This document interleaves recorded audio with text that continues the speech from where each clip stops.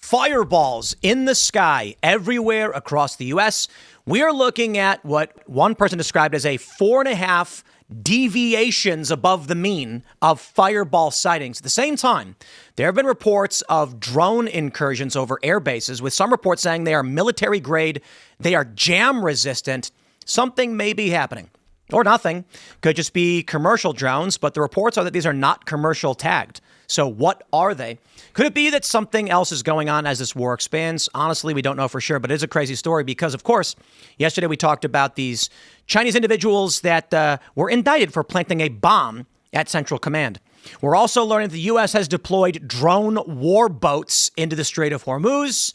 And we've got a crazy video that apparently shows, they claim it shows, anti-regime forces in Iran opening fire on the IRGC. Is this propaganda? Is it real? We don't know for sure. But we'll talk about that and a bunch of other news. Indeed, my friends, we have got a lot to break down. And in less important news, of course, there's a viral video of a young Gen Z influencer. You'll learn his name later because I hate saying his name. But he's unloading a handgun into a crocodile, into an alligator in Florida and doing otherwise very illegal things. And now he's in jail. It's clavicular, by the way. I know people are like, who cares? Well, I think this reflects upon social media psychosis and how the younger generations are so desperate for attention because they don't know what else to do. They resort to doing meth, sterilizing themselves, shooting animals, and otherwise getting arrested. So we'll talk about all that. Before we do, my friends, we got a great sponsor. It is Tax Network USA. Head over to tnusa.com/Tim. Do you owe back taxes? Do you have unfiled tax returns? Did you retire and suddenly get hit with a tax bill you did not expect? Or maybe you're running a business and you got messy books. Whatever your tax issue is, the outcome is the same. Your balance is not going down. Penalties are growing. Interest is compounding. And many of you are about to owe it again for the upcoming tax year with no plan in sight. So stop what you're doing and call Tax Network USA. The IRS is not waiting. The IRS is enforcing collections through wage garnishments, bank levies, and property seizures. They can even file for you without your consent. This is where Tax Network USA comes in. With over 15 years in the business, there hasn't been a tax case they haven't seen or resolved. They specialize in tax controversies and help taxpayers nationwide get back on track by resolving those unfiled returns once and for all. Whether you owe $10,000 or $10 million, their team has resolved over $1 billion in tax debt. And they can do the same for you, but you got to call now. They're offering a free investigation with the IRS, investigation call. After that, they'll put a clear case plan in place to resolve your tax problem and get you back on track. This is about using your legal rights to take control before the government sets the terms for you.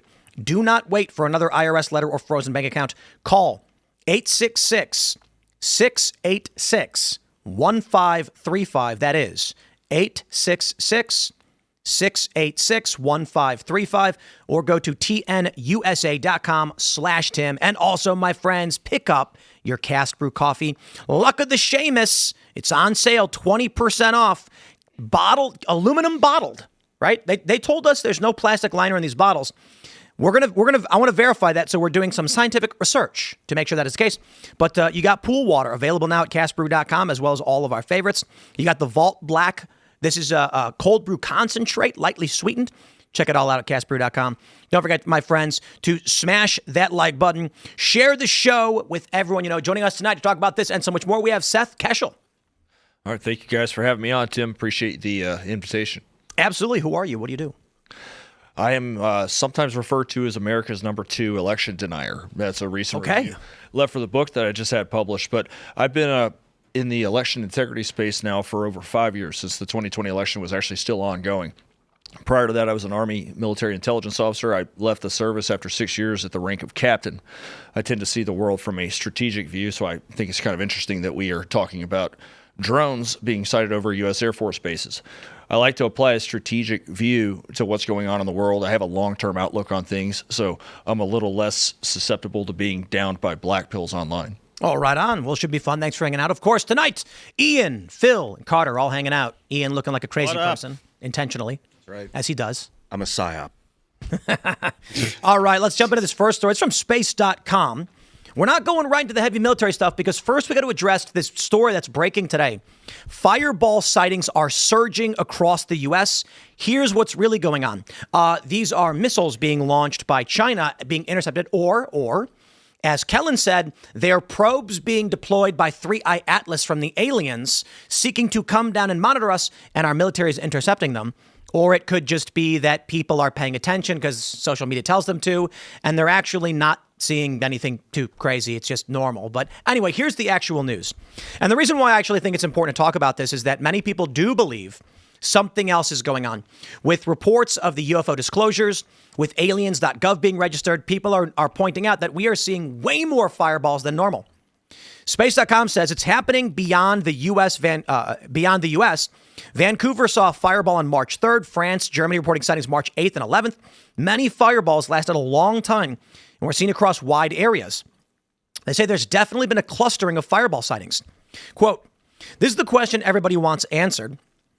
I think we are looking at slightly elevated meteor activity, though still well within statistical expectations, and increased awareness and reporting, which happens whenever big events occur.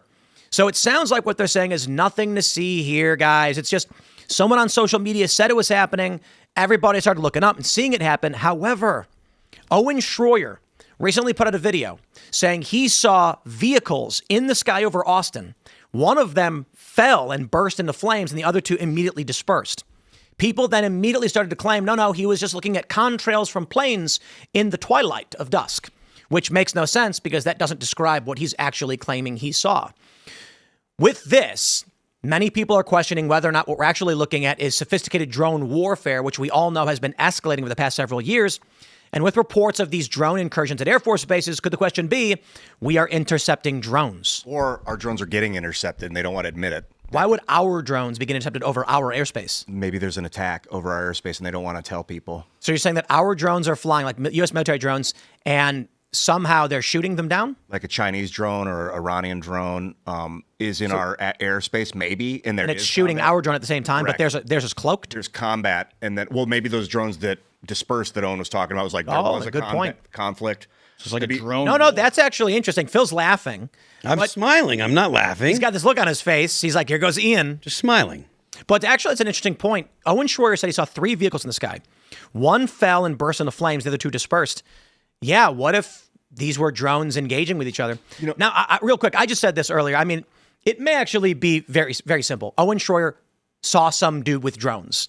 And imagine you've got a handful of young people flying drones around, and then one crashes and the other 2 just land. It's not a big deal. It doesn't mean it's aliens or military or whatever. Because I think if you go up high enough, you're no longer in U.S. airspace. Like, how high up until it's just space? No, you still are. You just keep going up, up, up. I mean, what if you're out of Earth's orbit? Is it still considered American airspace? Like, everything at that point is America's. At some point, it's no longer. I think same with the ocean. You go out far enough, it's no longer American. It's like 11 miles. I think once you go outside of the atmosphere and you're in space, then it becomes not sovereign territory. I mean, you might actually have. Well, so until we get more information, I'm gonna sell on the theories.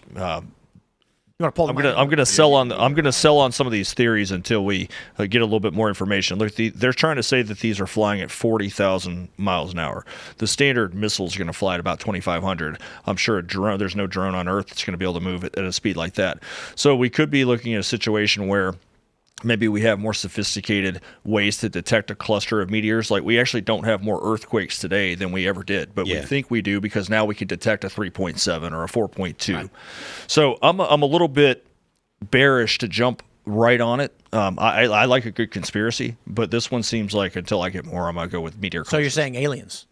Well, the cultural impact of this is going to definitely spawn some conspiracy theories because we have a lot of those that are like there's been a movie and now there's an event. So there was a Greenland 2. Greenland came out with Gerard Butler. So that might be one of those. But, the cultural impact of aliens, I think, is that Americans need to know the best illegal alien we ever had was E.T., who learned English and then went home. Superman. I was trying to get home the whole time. Yeah, he didn't want to be here. Nope. No, Superman is an illegal immigrant, but, who's going to stop him? Was he naturalized? Superman? I think I don't know for sure if it's canon, but I assume that they did at some point. They registered him as their kid, as if he was a Kent. He had their name, so they said, adoption. "Oh, look, we had a baby." Adoption. Because back in the day, if you lived on a farm and gave birth on that farm, that's how you did it. Mm-hmm. So, Seth, you're saying because it seems to be moving at 40,000 miles an hour, it's very unlikely it's a drone. Well, there's the official story, which of course we've learned that we have to challenge official stories. This is NASA reporting the speeds of these meteorite clusters at about 40,000 miles an hour. Most of them aren't landing anywhere. I think they had one punch through a home in Houston, which was not far based on what I read from where I used to live. There was the one in Ohio that there's a sonic boom. Everybody heard it, and people saw a flash in the sky, and they're like, "What is it?" And then they came out later and said, "Oh, it was a meteor." This is the one that was caught on the trail cam, right? The green one smashing down? No. I'm thinking of one that was caught on like a dairy farm camera or something, or a highway camera. Yeah, I think we're talking about But there's so many of them. Yeah. that are being caught on camera. I think they do travel in clusters, meteors. You know, one big one they're will break friends. up into, what's that? I said they're friends. Yeah, they love each other, just like humans. They The made community. for life. They're on an adventure. Yeah. They're learning together. Magnetic. So I'm not surprised that we see a lot of them at once. You know, a lot of, over a course of like a couple months or a few weeks, we see a lot, and then we don't see any for a long time. There are 4 different, I think there's 3 or 4 major times or peaks. So in August, there's the Presidius meteor shower, the Geminis in December, and Quadrans in January. I was talking about this earlier. The Chicago O'Hare 2006 UFO sighting. I had just stopped working there 2 months prior. It was like August, I think I quit. I have friends who still work there. They saw the UFO. Yeah. I believe them. My one friend said that they were on Mannheim Road, which is just to the east of O'Hare Airport. And he was at a red light. He said, everybody got out of their cars and we're just, like, not everybody, but a bunch of people got out of their cars and were just staring up at a saucer floating above the airport. You know the story, right? No. I don't know. Let me pull this one I up. mentioned this in the past. So there was an actual saucer. Yep. There were multiple. There's a picture of it. Spinning drone, okay. aluminum spinning. This is the photo. This is 2006. This is well before anybody had, like high-end video cameras on their phones. A pilot apparently looked over the window of the plane and took this photo of this disc. That plane, is that a United plane? I can't tell. I worked at American Eagle, which was right next to the United terminal, the terminal, whatever you call it. American Airline? I worked for American Eagle Airlines. American Eagle had an airline? American Eagle is American Airlines regional Not airline. the jeans. Really? Not the jeans. Wow. Not like Abercrombie. Right next to us was United, and there were people in there who were like, we saw this. And it hovered for minutes, and a ton of people saw it, and then it shot straight up and punched a hole in the clouds. Have you guys heard of the Nazis? They were working on the heard of the Bell. Nazis. You've heard of them? Oh, yeah, it was the a Bell. political movement in the 19. They were developed this thing called the Bell, and it was like a anti-gravity flying I've heard about machine. this. The Bell. That proves it. A Nazi Bell, and then like no data on it. Try and look up. Maybe there is, and it's just not mainstream public Well, they used it to data. go to the moon. The Bell, what is it? Is it a lightweight? Because there are ways to catch like the what is it called? The EM generator, where you can use refraction and to get radiation to create propellant. And then if you're spinning fast enough, you can reduce vertical thrust to 0, so you can kind of balance yourself in midair. I mean, that Yes. technology might be real. That's why they keep. You sure you're not talking about the man in the high castle? Was it? The Man in the High Castle kind of had technology like that too, where a fictional scenario where Japan and Nazi Germany won World War II. It's an interesting series. It's almost like exactly what you're talking about here. Well, that's based off of the Bell theory. Like, Yeah. So there's also theories about Hitler having like occult magic and researchers, like he was obsessed with magic and the dark arts. So he had like a special division. The funny thing about this is everybody laughs like, ha ha ha, how silly were they, so dumb? The U.S. does exactly the same thing. Yeah. The men who stare at goats, Project Stargate or whatever. Yep. I love this story. The story is that the U.S. created a psyop to scare the Soviets, claiming we had psychic powers. The Soviets freak out learning this information, believing it's real, that the U.S. is developing psychic powers. So they create their own psychic unit. And then another division in the United States hears that the Soviets have a psychic unit, so they create a real one. And that's how we developed emergent psychic powers. Well, There's you make it, baby. There's that video of that guy, what's his name, Chris Bledsoe, we talked about the other day, where he said, in April of 2026, Israel and Iran will be firing missiles at each other and the orbs will rise up from the ocean. He claimed that after he got abducted by aliens in 2007, which I know all this sounds nuts, he said that, what was I going to say? That he went to the Pentagon, that's right, and the remote viewers were brought in. Oh, okay. And then he started describing what he was told, and the remote viewers used their psychic powers to confirm what he was saying. And I was like, so they were all retarded. Dude, remote viewing. Men who stare at goats. Imagine this. So, like, real quick. A guy comes to you, And he's like, I was abducted by aliens. They showed me the secrets of the future. And you went, okay, Ian, I need you to come here and confirm this with your psychic powers. And then Ian goes, I think he's telling the truth. And I'm like, wow, that proves it. That's what the U.S. military did. That's desperation. Well, this stuff's going to get more and more crazy as AI advances, and also looking at how human warfare is advanced. I'm not sure how many of you guys are familiar with fifth generation warfare theories. General Flynn and Boone Cutler wrote the book Introduction to 5G Warfare, and first generation warfare is people slaying each other in fields with iron. And then you move into the second generation, which is gunpowder. Third generation, different ways to maneuver the enemy, planes and tanks, World War I. Communications. And then fourth generation is nuclear. And now fifth generation is where we are, where I can't really see a major U.S.-China conflict militarily. The winner's going to have to, you're going to have to nuke them, right? So it's all psychological, and it's going to mess with minds. I disagree, though, because we've talked quite a bit about the generations of warfare. And fourth generational warfare is, so third generation, I believe, is nuclear. It's where you go to mass destruction. Fourth generational is insurgent, where you have proxy wars and militia groups, and it's guerrilla, where both powers are pretending like they're not at war. Fifth generation is where they say you're getting into psychological operations, the manipulation of population. And the way to describe it is, imagine you could go to Genghis Khan and say, do not trample the fields on horseback with bow and arrow, because I can win you the entire landmass of Asia with just a thought, with a pen. He'd be like, prove it. If you could, if warlords knew by saying words they would have everyone bow to them, they wouldn't go to war. That being said, I actually think that there is a step between psychological warfare manipulations post-nuclear war, and that is genetic warfare. So the use of biological agents to wipe out populations. So imagine this. You go to a warlord and say, okay, 3 options. Horseback, bows and arrows. That was the dominant weapon at the time. Run through the fields, take everybody out. You own it, right? Okay, you could do that. Or I can write down on all of these pieces of paper, and everyone will bow to you as a god once they see you. We'll have to distribute the paper. Could take some time. Some people will still resist, and they'll be fighting. Or I have in this vial a virus which will kill everyone of a particular persuasion, and you don't need to say a single word. You will walk in as a liberator. I actually think many of the leaders will be like, release the virus.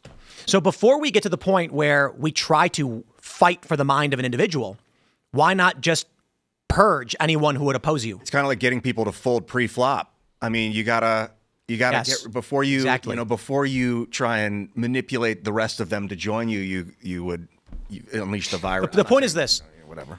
Psychological warfare is still a battle for the mind. And so it's certainly safer and less resource extensive.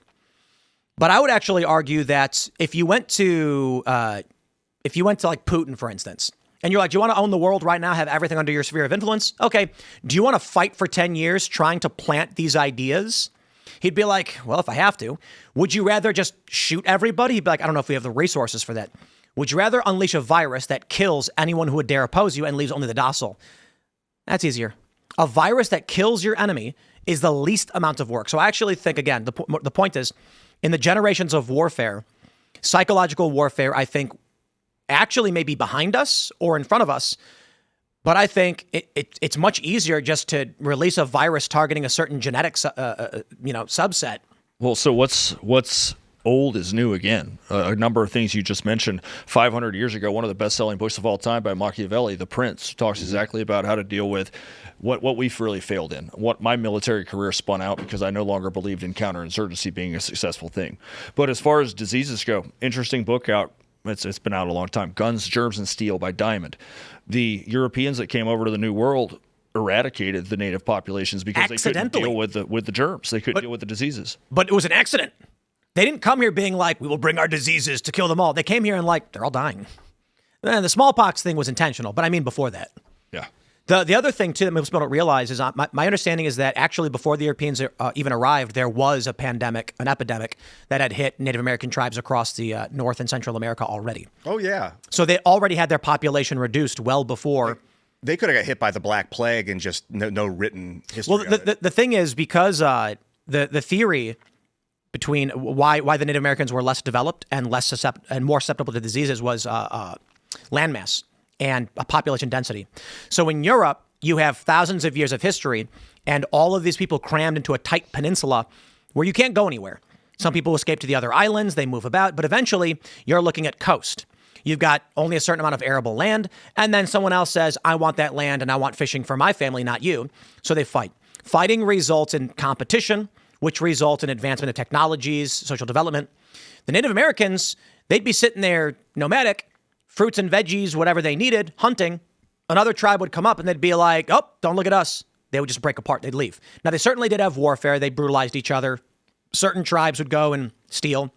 However, if you were one of the more peaceful tribes and you were chilling, smoking a peace pipe, and then a scout came by and he ran up and he was like, hey, look, the Apache are coming.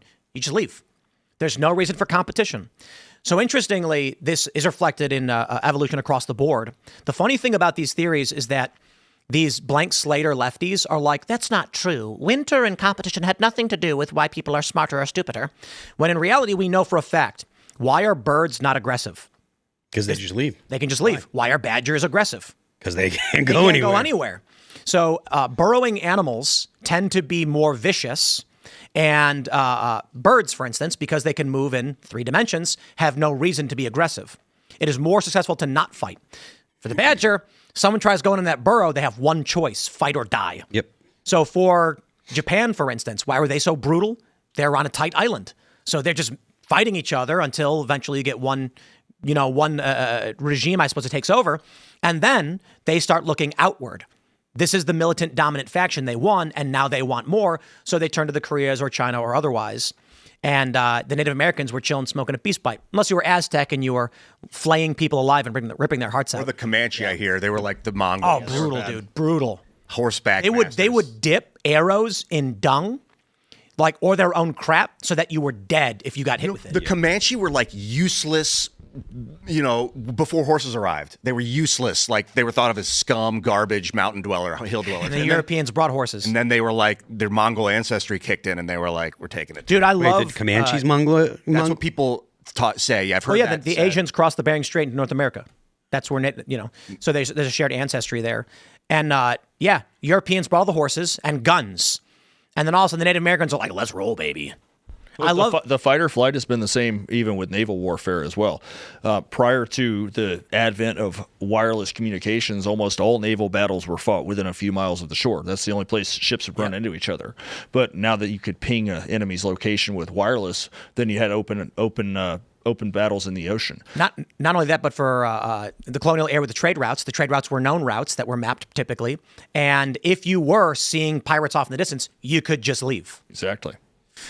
Now, they'll hunt you down on speedboats.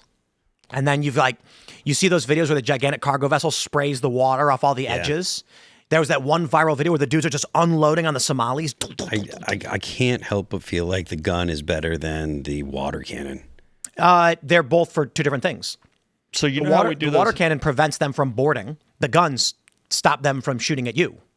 You know how we have those helicopter excursions in Texas where you can go shoot hogs that are running? Yes. How much do you think these cargo ship companies could make to let somebody fly into They do. Djibouti and shoot at the No. pirates? I'm pretty sure that's a thing. Okay, so when are we going? I think I saw a video about this where they said that they actually allow people to pay to come on the boats with guns to fight pirates. Not even a joke. Yeah, I've heard that too. I mean, wow. There are a lot of guys who are going to be like, grr, because here's the thing. If you've got a trained security force and you're on a highly defensible ship and you actually encounter a small group of pirates, you're usually not at risk. Mm-hmm. Like you are going to wipe them out. And so it's kind of brutal, but I've heard stories that they're like, I'm on board and you can pay us and you can do battle. Generally, when those big ships are actually taken, like it's big news, right? Like I don't think they get taken. Yeah, but that's the Small point. ships. Like it's very it's generally safe. What blows my mind is that they would continue to attack those ships, even though they almost obviously the reward has got to be through the roof. I got to be honest. If I wasn't doing this job, I would be applying for a job at Anduril.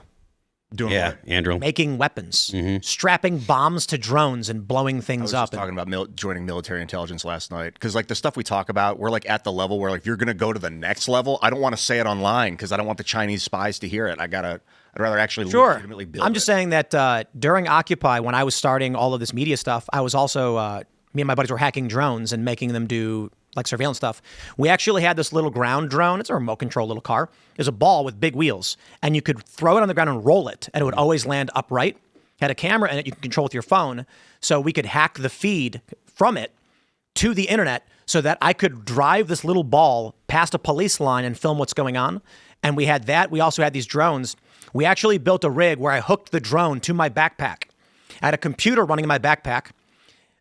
And then I could take the drone off my back just by lifting it up off a hook, putting it down and launching it. And the video feed went into the computer, into a hotspot, and broadcast the drone footage to the internet.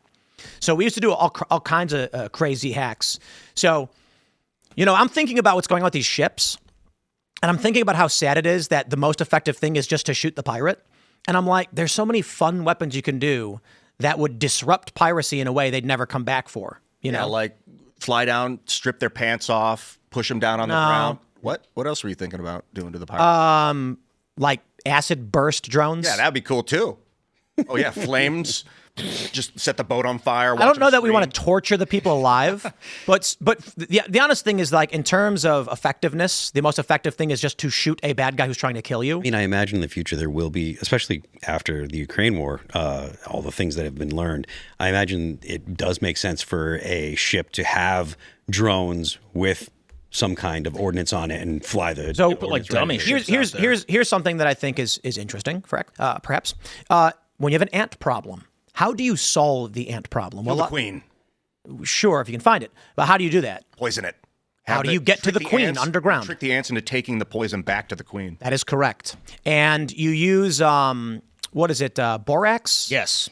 And then what happens is they carry it on themselves back into the colony where it starts to eat at their exoskeleton and they all start dying of dehydration. Yeah, it gets into their joints, I believe. Yeah.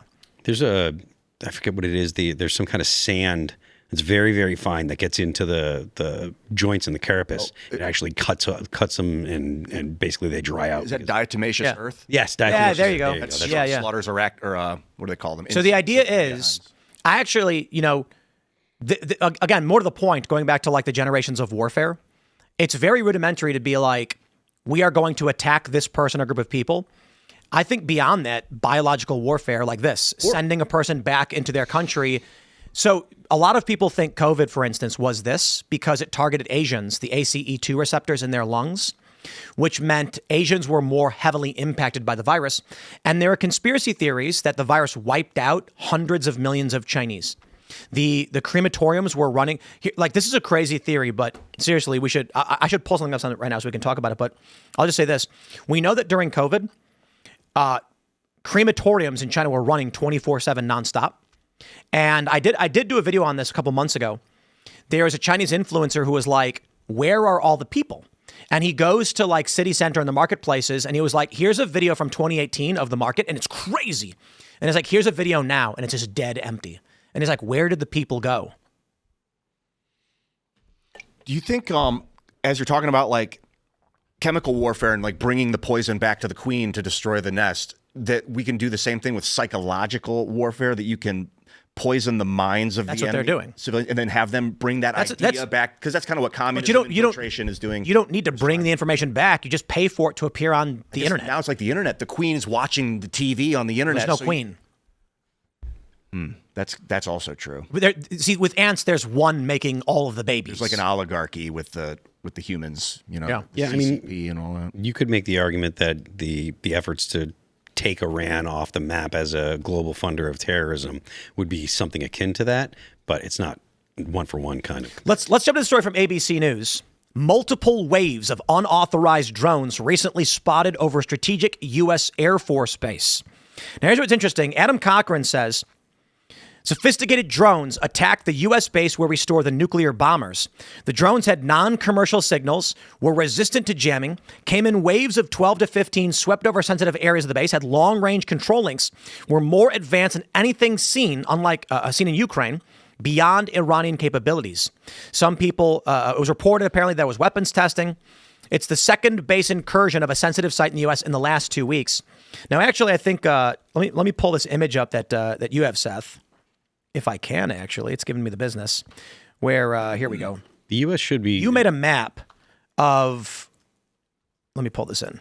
The U.S. should be investing heavily in this is the path of the Chinese weather balloon or whatever it was, spy balloon. Yeah, this was February of 23. Everybody was up in arms about I think there were multiple spy balloons, but this was the first one that crashed over in the Atlantic Ocean off of South Carolina.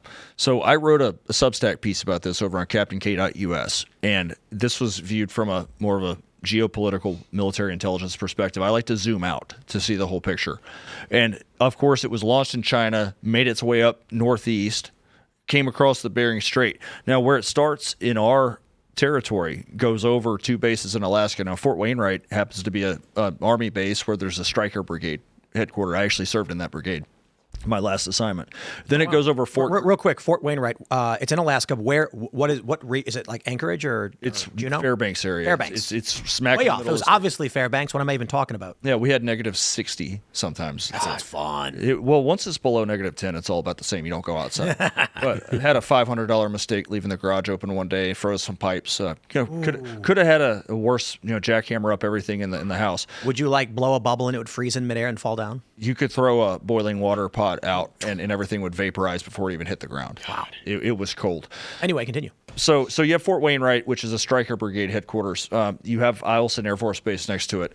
But then you have Fort Greely, the Army's cold weather training center, and it comes down over through Canada, passes through Fairchild Air Force Base in Washington. So Fairchild Air Force Base is an air refueling hub. And then it goes through the Rocky Mountain states. Malmstrom Air Force Base, of course, is a big missile site. You have Mountain Home, Idaho, which is a 366th Fighter Wing.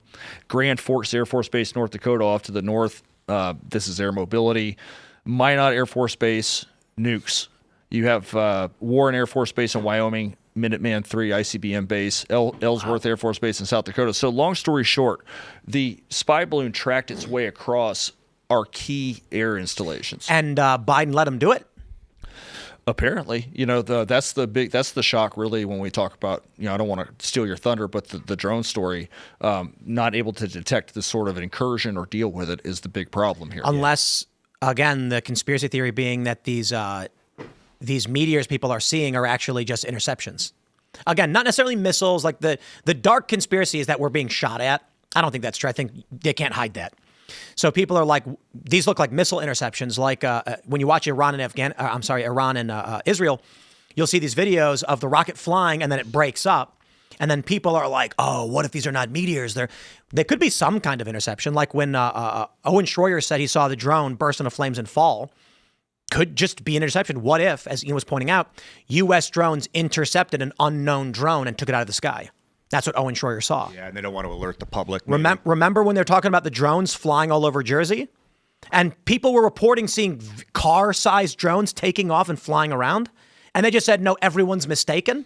I mean, maybe, but I mean, come on. Question about this hot air balloon, the spy balloon. What did it observe through Canada? Did you get a read on that? Canadian military It was a strategic bases? moose reserve. So if we look at it through a perspective of it must be a spy mission for the United States, it would just simply be a transit because you don't want to miss, number one, having it available to go over mostly land would require it coming across the Bering Strait rather than get swept away by ocean winds. But then going across through Canada, through our strategic sites, that balloon was equipped with all sorts of optical capabilities. It seemed very primitive, but it was actually very sophisticated. And it's just so happened to cut through our really important missile bases in the middle of the country. So they're collecting intelligence. Yeah. This is the thing about warfare is it's a game of skating where the puck is going to be. What you need to know what your enemy's going to be doing in the future rather than right now. There's a show called Dr. Stone. You ever hear of it? It's what? Dr. Stone. No. It is anime Magic School Bus for boys. So Magic School Bus is very female-oriented in my opinion, right? Everybody, let's have fun. Wee, adventure. Dr. Stone is action combat Magic School Bus. So basically the story is at some point, everyone on the earth has turned to stone for some reason. 3,000 years later, this super genius Japanese kid wakes up, breaks from his prison, has to rebuild society from the ground up. And one of my favorite parts of the show is they get into a tribal conflict with a group of people that don't want technology back because it destroyed the Earth. And he, of course, is a scientist who wants to reignite the Earth. And so he says, we are going to create the most powerful weapon known to man, which is, any guesses? The pencil. I'm just kind of kidding. No. The television. The most powerful weapon. I don't know. Communications. Yeah, that's pencil. And I knew, I was watching the show, and the moment he says it, I was like, it's going to be radio. And it was radio. Radio's radio. The ability to communicate on the battlefield can win you a war without a gun. If you've got a bunch of guys with guns and they're pointed straight ahead thinking you're coming, and then you tell your guys via long distance, hey, they're walking towards you, pincer attack, and they break apart and go around, you can with rocks. So the ability to communicate, the ability to transmit information over long distances it's more powerful than anything. That's why even right now in modern warfare, they're saying the fifth generation is information. Manipulating the minds of individuals. The communication is more powerful than the nuclear bomb. You know what, these the countries- pen is mightier than the sword. That's what I was saying, dog. That's right. The Iranians shutting down the internet. The people that are shutting down the internet, I feel like, are fighting a losing battle, because it is once the citizens get access to the data, it's like these regimes are done. I don't know if that's actually, well, I mean, I suppose if you're saying that once they actually get access, yeah, but, North Korea has a pretty good hold on information that goes in and out. I genuinely believe there is a scenario where the U.S., in an escalating conflict with China, brings in Anthropic and says, they're already doing this, using AI to target and locate individuals. They say, let's say China escalates the conflict and we start getting war, which genuinely puts the U.S. at risk of like, hey, man, we're butting on World War III. Hegseth then says, why can't we react fast enough? How are they flanking us in the Pacific Theater? And then someone says they are using advanced AI to predict our movements based on fueling patterns, based on resource distribution. They know that when we brought in a major shipment of aluminum from Canada that they can see on satellite, the AI is predicting what we're going to build and where we're going to put it. And so then he says, how do we preempt that? And they say, well, we are using AI systems all the same, but we're behind.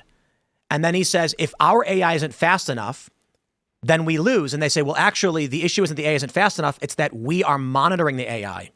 We could go faster if we turn over defense to the AI. Instead of it recommending where we fire, we let it fire of its own accord. It will be advanced by 15 minutes. We will absolutely. And then they say, do it. And then they turn over weapons control to the AI. And then we get, I wouldn't call it a Terminator scenario, but we get a very, very terrifying reality where weapons are being fired without human approval, missiles are being launched, and then China reacts and says, what's happened? And they say, sir, they have just handed over full control of their missile systems and defense systems to their AI to just fire of its own accord. We will not be able to preempt this with human fail-safes. And then Xi Jinping says, do the same. And that's the AI mutually assured destruction, where the AIs are just in a battle and we're sitting back and watching it happen. When the computers go quantum and they can exist in the maybe state, that's when, if they have control of the weapon systems and they don't have to fire, they can think about it. That's when we're in big trouble. So That has nothing to do with quantum computing. Well, when you can exist in the one and the zero state at the same time, you can kind of wonder. You can think. That's gonna break encryptions because it can flood the password instantly, but it's not going to calculate where to drop a bomb. Yeah, and if I understand correctly, quantum computing isn't useful for the same kind of computations that like regular computers are. Like quantum computing is not going to be able to take 300 different factors in war and then make a prediction. This is actually, we actually covered this like a year ago. Someone broke down why quantum computing is basically only good for cracking crypto, because it won't be able to look at the entire battlefield and then calculate where to fire the missiles. Only standard, macro level is going to be. Maybe a quantum computer could use a bunch of classical computers. Then maybe that's what they'll do. Quantum computing, by having qubits exist in both the 1 and the 0, allows you to crack passwords instantly. So that's useful as a component of military technology, but you'll need standard computing to actually plan for your bombs and stuff. Yeah, the applications are very different what they're useful for. Quantum computing is great for certain applications, and it does things that a regular computer can't. But there are things that regular computers can do that quantum computing just couldn't do. It's not like a regular computer just like gassed up and super powerful. Yeah, it's not. It's Totally it's, different it's not calculating patterns and predictions.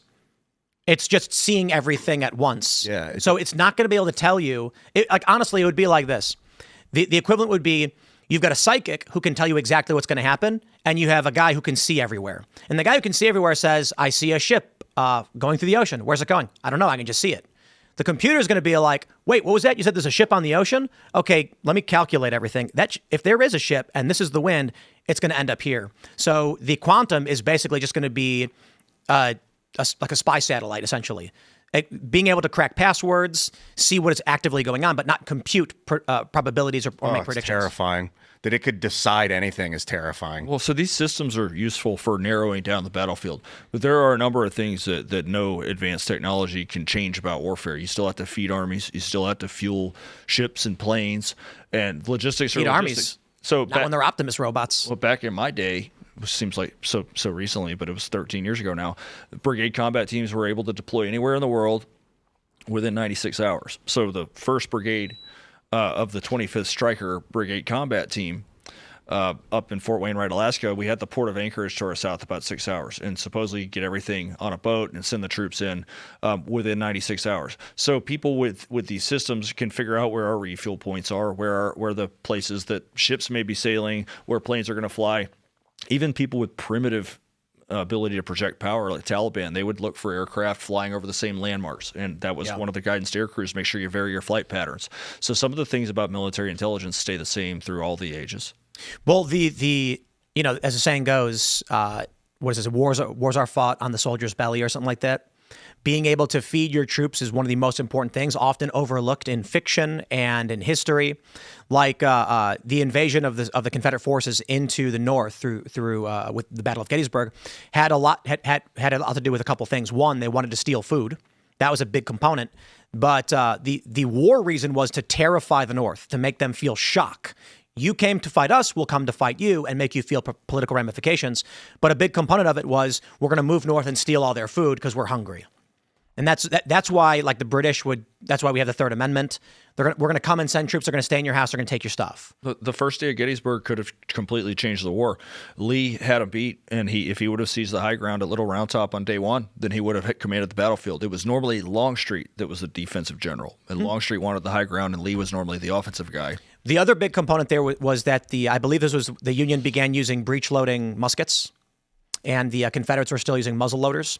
So the Union, it would take them about 20 seconds to reload, whereas the Confederates take about a minute and a half. Man, I could see something like that happening in the modern war. Something changes where one side can unload offensive ordnance 15 times faster than the other side all of a sudden. The repeater changed everything. And the I machine gun. love repeaters, dude. They're one of my. I think like lever action repeaters are my favorite guns. Like what would be Cowboy guns, would it where you be- can you spin it around. Yeah. You don't actually spin it around. Would it be like laser? Probably laser weaponry. Laser's absolutely not. You don't think laser weaponry is gonna? We talked about what's this yesterday, the super Ian? fast attack weapon that will be evolved to. I mean, look, a 5.56 is going to fly at what, like 3,500 feet per second? 3,000 out of a 20-inch barrel, yeah. So here's the issue. The amount of energy required for a laser weapon to be effective is orders of magnitude, like 100 They used to. orders of magnitude greater than the amount of I energy to agree. fling a It does bullet. require a lot of electricity, but they would say it. the Nazis can't attack France. It's impossible. No one. And then all of a sudden, the Panzer tank, the Tiger tank, the tank that just tore through the mountains and the woods that no one knew existed. Right. So the Maginot Line was quickly circumvented because they didn't know they could do it.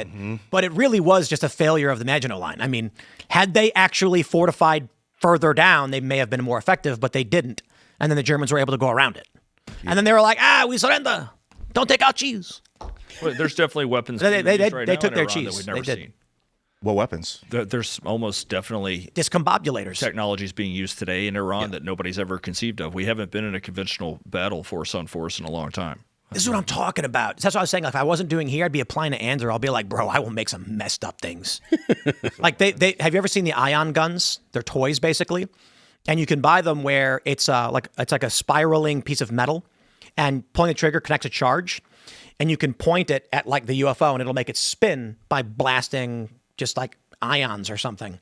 And so they have these toys where it's a vacuum sealed glass container with there's like little reflective panels on it, resting on just like a stick.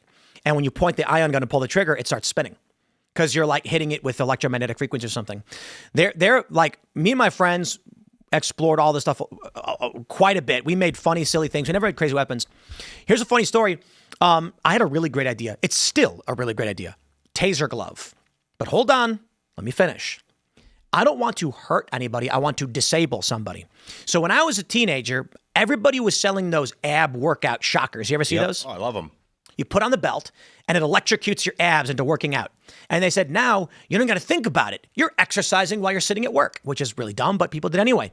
And so when I was like 22 or 23, I told my friend, so the way it works is I think it's, what is it, like low amperage, high voltage or something like this. I forgot the mix. So it's painless, but it causes a muscle contraction. And I said, okay, why don't we put that in a glove so that if you grab someone's arm, the same effect will lock their muscles. They'll feel no pain, but they can't move. This would allow you in combat to disable somebody without causing extreme pain, and they can't fight back. So we actually started working on prototyping this out.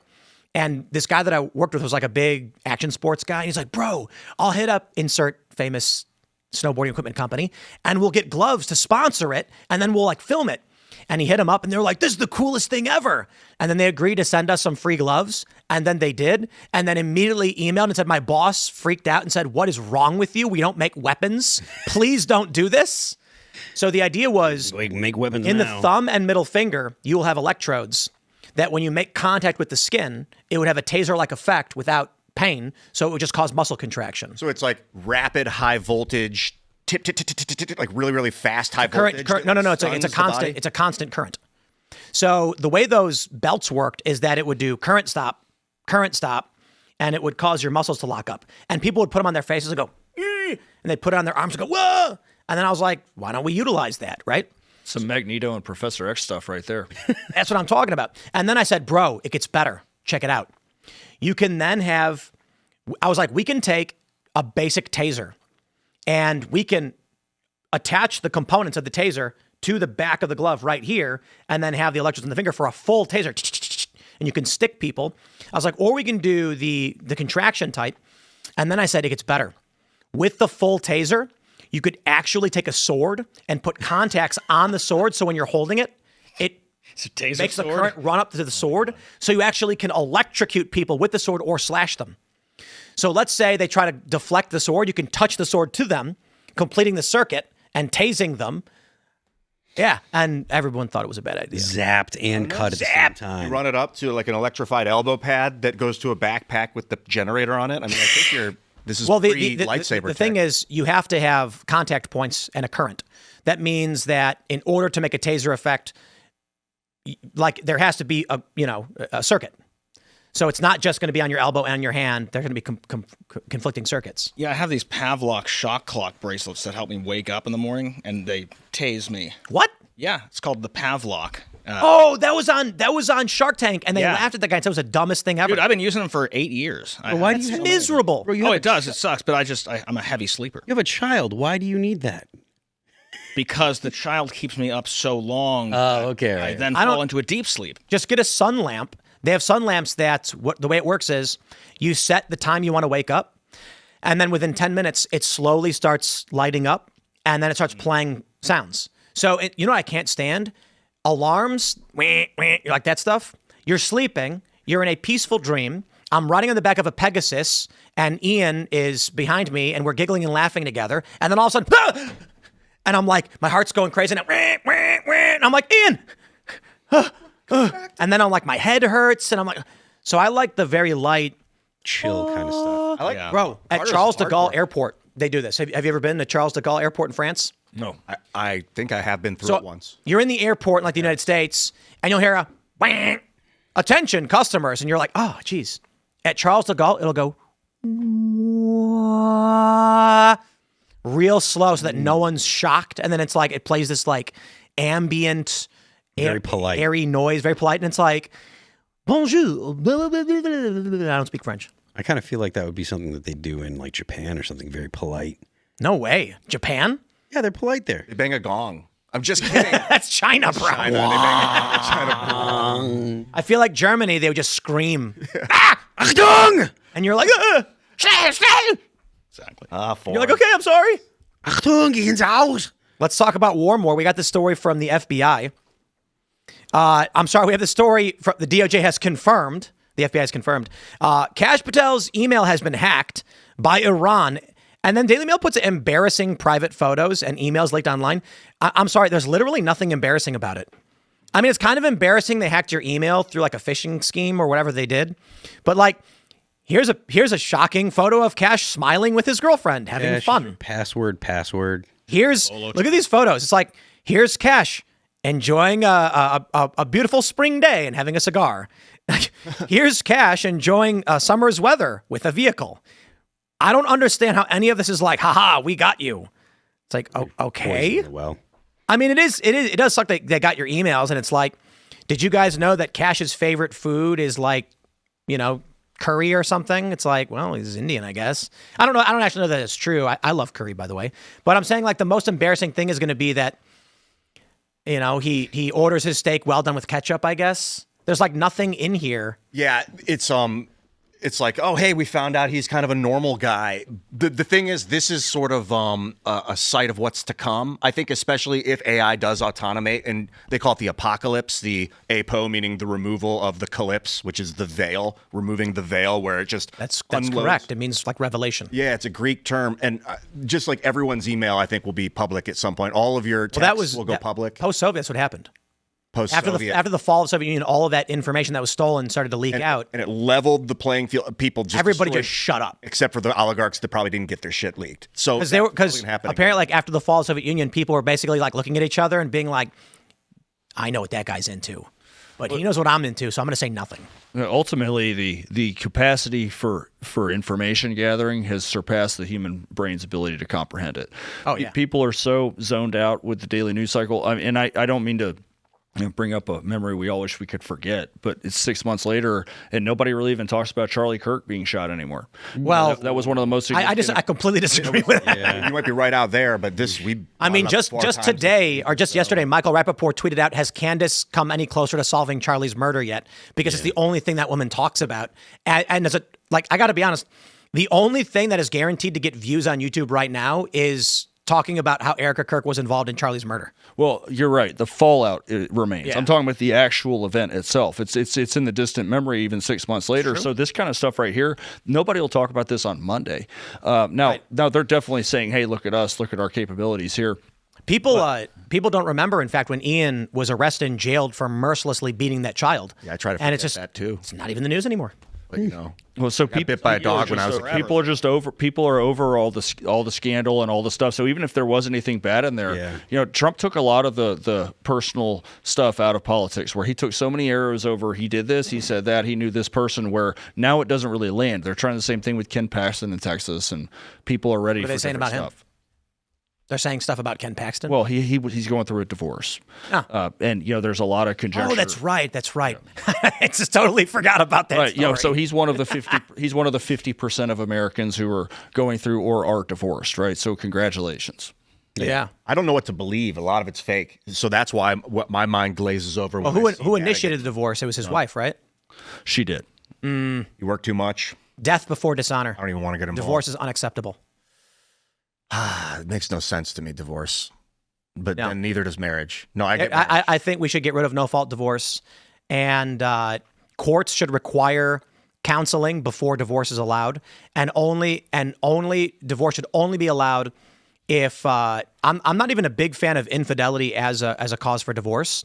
I think there should be a penalty on the other individual, but I would say that abuse should be the only reason to warrant a divorce. It was hard to prove. That's part of the argument. Is like a woman would be like, he's abusing me. The guy would be like, what? no, I'm not. Lots of things are hard to prove. prove. Can't get divorced. So what? Lots of things are hard to prove. Then the guy would just keep beating the hell out of his wife. And then eventually they're going to be like, okay, here she is bloodied up and beaten again. The cops would eventually come in.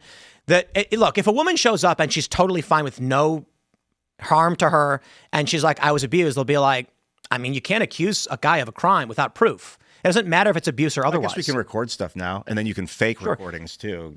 Agreed. The issue for me is when it comes to the Me Too stuff, it's always like, this should be the one area of law where I don't need proof. It's like, what? Shut up. No, you need proof. You can't accuse someone of crime without evidence. Well, actually, no, you can. You can get sued for defamation, I guess. But if you want to prove it and have penalties under law, like you need evidence of a crime. So divorce, no. I mean, do you guys want to talk about it? I have mixed feelings. We already on it. are. I don't. You think people should be allowed to get divorced? No. I like no fault divorce. I think people should be able to walk away from a marriage at the drop of a hat. No. Because I don't owe you anything. I don't owe that when you woman enter anything. into a contract. Literally made a contract. You made an agreement. Maybe I owe her I'd sign a prenup. I don't owe anything to anybody. The contract, as stated, is till death do us part.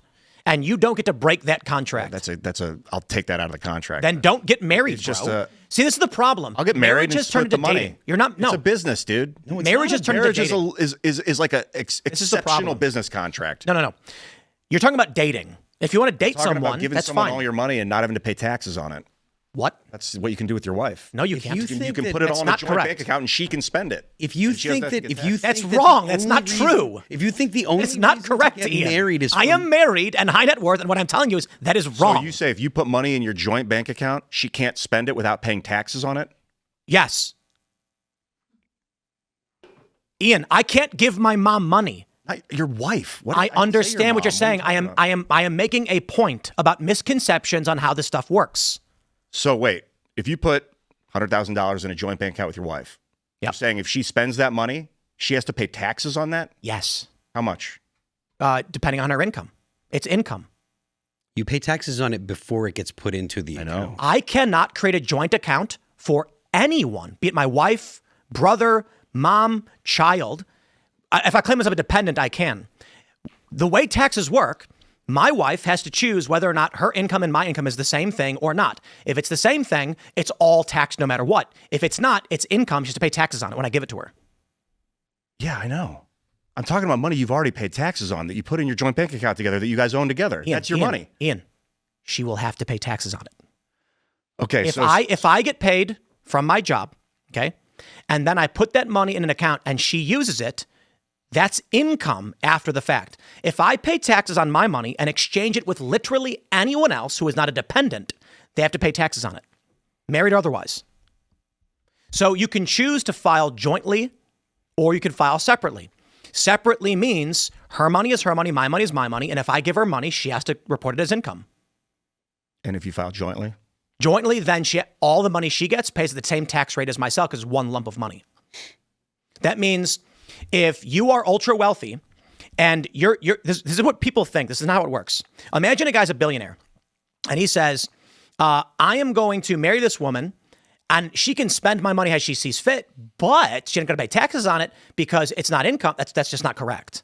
That's just not how it works. She can join in with you and all the money is taxed, the highest tax bracket, or she can say my money is my money, taxed at the lower bracket, and then I give her money and it's taxed income. You don't, like, the craziest thing to me is that people think, I guess it's just a lack of experience or understanding. You can't give family members money. It's taxed. The gift limit from the IRS applies to all people, regardless of their family. The only exception is dependents. You can give dependents money. So, went over this. The first thing I did when I made money, I said, I'd like to buy my mom a house. And my accountant says, you cannot do that. And I said, what? Why not? And he goes, it will be income. She must pay taxes on that house. And I said, so what does that result in? And he was like, okay, well, a $300,000 house, for example, you buy that, you gift it to your mom. That's $300,000 in income. She will owe, 23% or whatever. So she's going to owe $60,000 to the IRS. And if she doesn't pay it, they'll seize the house. And I'm like, what? So what do I do? You can't do anything. Congratulations. Like, this is how tax law works. I just want to clarify this filing jointly. So if you make $1 million, you pay taxes on it, you walk away with what, $500,000. You put it in your joint bank account. Yep. Your wife then, if she spends that money, she has to pay taxes again on it? Correct. And what is that? Another whatever her income is and whatever bracket she's taxed at, she'd have to pay taxes on it. Income, but she doesn't work. Yes, income is income regardless of whether you have a job or not. You've already paid taxes on your income that That's you correct. have in a joint bank account. You're saying yes. Now you can spend it and not pay taxes on it. That's right. But if she does, correct, she has to pay taxes on yes. it. What if she uses your joint bank account card? She has to pay tax on the income. So if you're the one handing the card over, there's no tax. But if she's the one handing the card over, that payment gets taxed. What do you? Correct. If she buys a hat on Amazon, she has to pay income tax on that? Yes, you are correct. Yes. So what, do people just use your card for everything? No, that would be lying to the IRS. What do people do? Why would they pay double tax? What the? I'm sorry. This Ian's becoming an anarchist. Either I'm misunderstanding it, or you are misunderstanding. This is very strange data. Anytime money is transferred to another person, that person must pay taxes on it, right? Income does not mean job. It does not mean W-2. Income come from many different sources.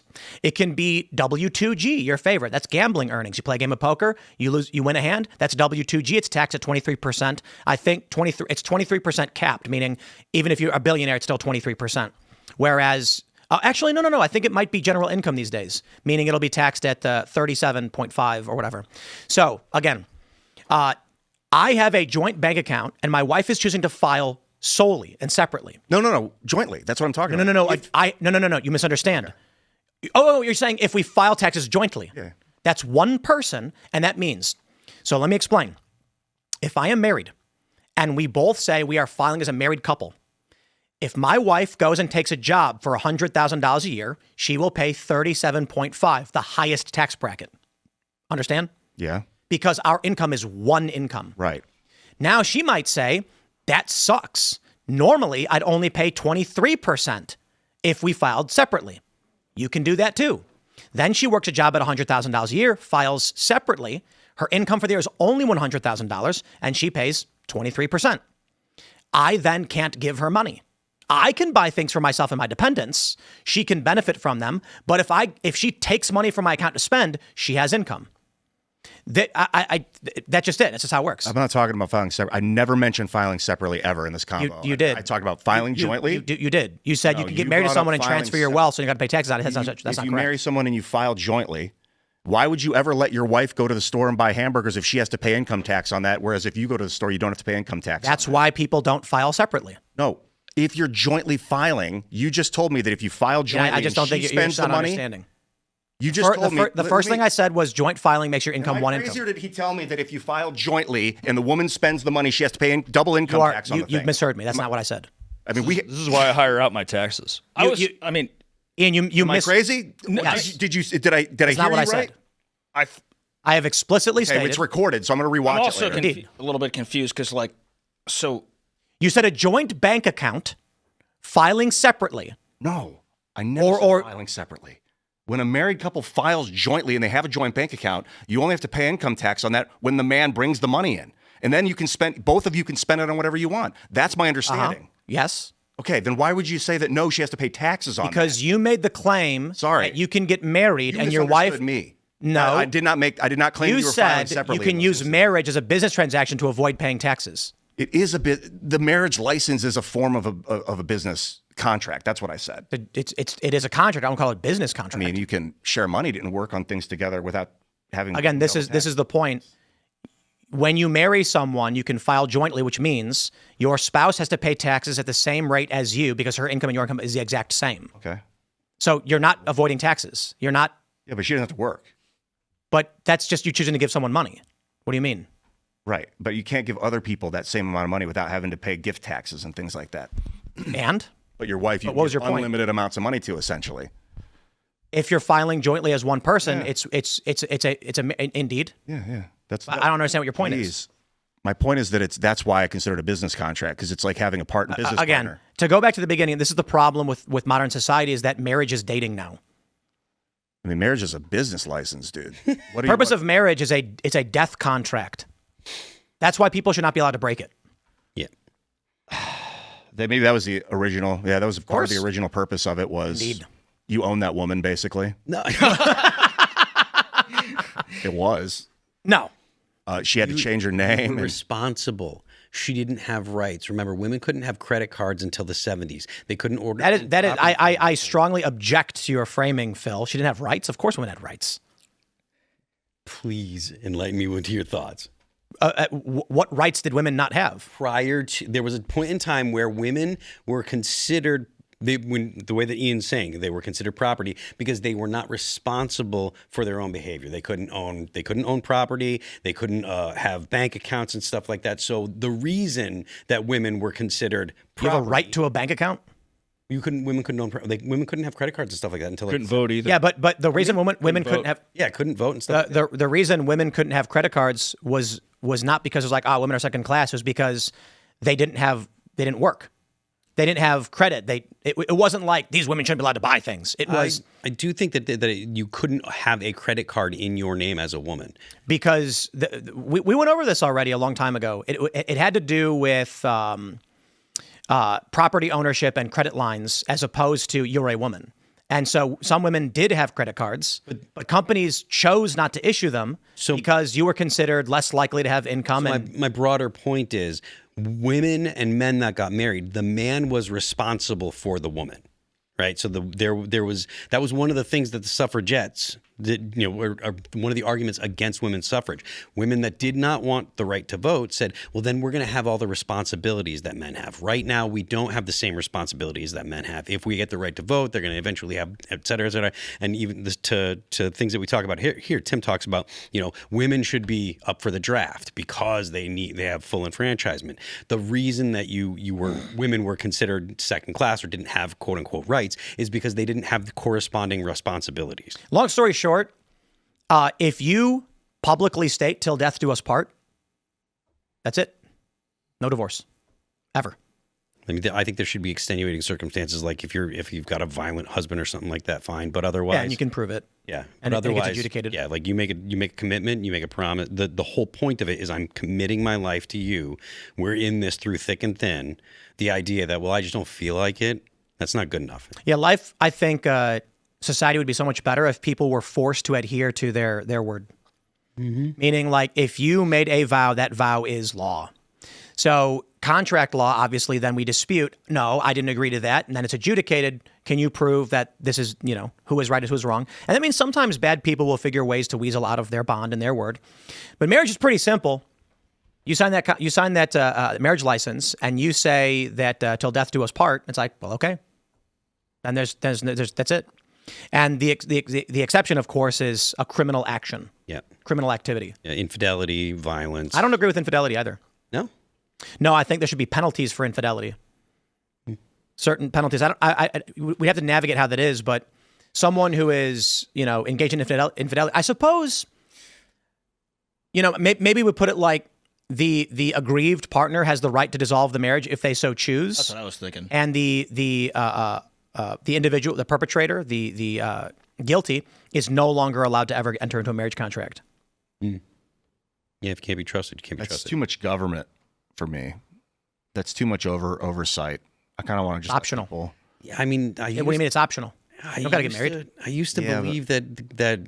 I used to believe in like too much government for, government should be out of everything, but I have so little faith in people nowadays. I really think that people need guide rails on life. Government has only recently been involved in marriage. Yeah. It wasn't a government thing when it first started.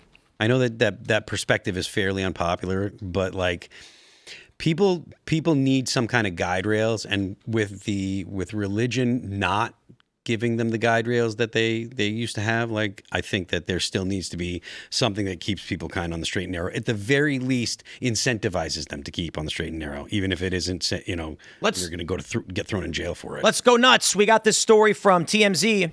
Looks maxing clavicular shoots up dead gator. Oh boy. So at first I was saying, like, I think maybe it's fake, but you can clearly see when they're pulling the trigger, these are live rounds. They also, I don't know if they have the video here. I think we have it pulled up. You zoom into that picture, no, that's Tim, black his snake. eyes are closed when that gun's going off. Oh, that's play true. Button there. Yeah. He's like, ah. What do we got here? Let's play this.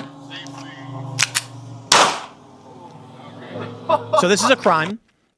Even if the gator is dead, this is illegal. Mm. They unload.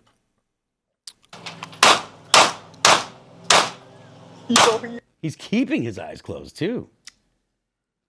Wow. That's terrible. Yeah. Squinting. Oh, you know what? He might have one eye closed. He might be doing the whole. Well, you're not supposed to do that. So You're not. That's wrong. Here's the thing: was it dead first? How could they? I don't know if it was always dead. Yeah, I think that gator's. Okay. I never so really here's the heard thing: of a dead gator just floating along a river. no, of They're course usually not. alive. yeah? They are usually alive. And he was like, and the guy's like, yeah, that gator's dead? Like, because he shot it once and killed probably it? started Here's the other filming thing: when there's he was- video of him they're in the Everglades and they're shooting into open fields. He's got a rifle. That's illegal. It's also psychotic, shooting with no backstop. They don't know what they're shooting at. Someone says on camera, there's maybe people down there. They could be lying for attention. Doesn't matter, because the Everglades have people and animals, and shooting randomly with no backstop, criminal. They also opened fire on a drone, which appears to be theirs. Also super illegal. Bro, this dude committed like 7 felonies on stream. It's wild. I'm sorry, Gen Z is losing their minds. This dude is getting attention because this is what gets attention. Obviously, we're giving it attention. He was arrested for assault. He's being investigated for shooting the dead gator, stressing shooting a dead gator is still illegal. And people are going to be like, well, that's dumb. The gators, that doesn't matter. Because the issue is, the reason why they have wildlife protections is to balance the ecosystem. The reason why this is bad is that normally animals would come and eat the gator carcass. Now it's full of lead, which is going to result in other animals dying. You cannot do this stuff. It's illegal. Firing up into the air anywhere is insane. And shooting at any drone, whether you own it or not, is illegal. It's a FAA violation and a felony. You cannot shoot drones, even if you own it. If you miss, you're still firing up into the air. So. One of the reasons why you can't do it. Right. And I think this dude should be in prison for a long time. He's a meth addict, self-described meth addict, who sterilized himself, has hopped up on a whole bunch of goofballs, and now is on camera shooting illegally into these animals. Doesn't matter. Now, maybe they faked the whole thing, and it's a fake gator. They put it there and propped it up. I really doubt it, because most people don't know, and they probably assume it's not illegal to shoot a carcass. They're in the Everglades. You can't do this even on private property. And the responses from people are like, they're in the middle of nowhere. Who cares? Like, let them do it. Bruh, I'm not playing these games, dude. This is going to get guns banned, right? This is this kind of stuff where Democrats will come out and say, this is a legal gun owner, and they're not killing people, but this is the kind of reckless, psychotic behavior. Who is it? Who is Chuck was driving down the street? Remember the bullet hit his car? Yeah, Charles. Someone was shooting, and he was driving, and a bullet hit his car. And that's the kind of stuff that gets guns banned. Yeah, I think that we need to look at the generations. I was 23 when I got my first smartphone, so I at least got to grow up through high school and most of college without one. So there was a period of time when the internet came out where we had some connectivity to each other, but not completely always connected, where everybody was recording something all the time. So this generation clearly is needing constant stimulation, constant stuff to look at and click. And they can't repeat the same stuff, so it's going to get more and more extreme. And if somebody ever comes by me and my wife and sprays us with a super soaker like we saw yesterday, they better be able to run really fast. There was a big video yesterday where somebody was going down the street spraying everybody with a super soaker. You're dead. God. Yeah. If I'm walking with my wife and child and you pull up anything and point it at me, everything's good on our end, YouTube. And I want to be very careful here. I am talking about in defense of my baby daughter. I am not going to wait to figure out if you're playing a prank or not, or intending to spray me with acid. Yeah. And I want to stress this. I'm going to be very, very careful. I know it's a very, maybe we'll bleep that. Kellen. I'll write the time down. It's good. He's recording shit. But I know pre-recording is great. I want to stress this. I will defend myself with whatever force available to me if you aim anything at my wife and child. I am not going to be like, well, now hold on, my 1-year-old baby daughter, maybe it's just water. Oh, hell no. We get threats of acid attacks. We see acid attacks. I ain't sticking around to wait to figure out what you're trying to do. There's a video of a black dude walking up to a guy's car with a canister of gas, but it's water, and starts splashing on the vehicle, and the guy draws his gun. And then the guy's like, no, it's water, stop. And he goes, you almost died, you dumb mother effer. Yeah. Not playing around. You come up to my car with a canister of gasoline and start splashing it, I'm not waiting for you to light it up. It's not happening. I'll be calling the insurance company to fix the glass before. Look, Mike Tyson's one of the smartest people to ever exist in the modern age.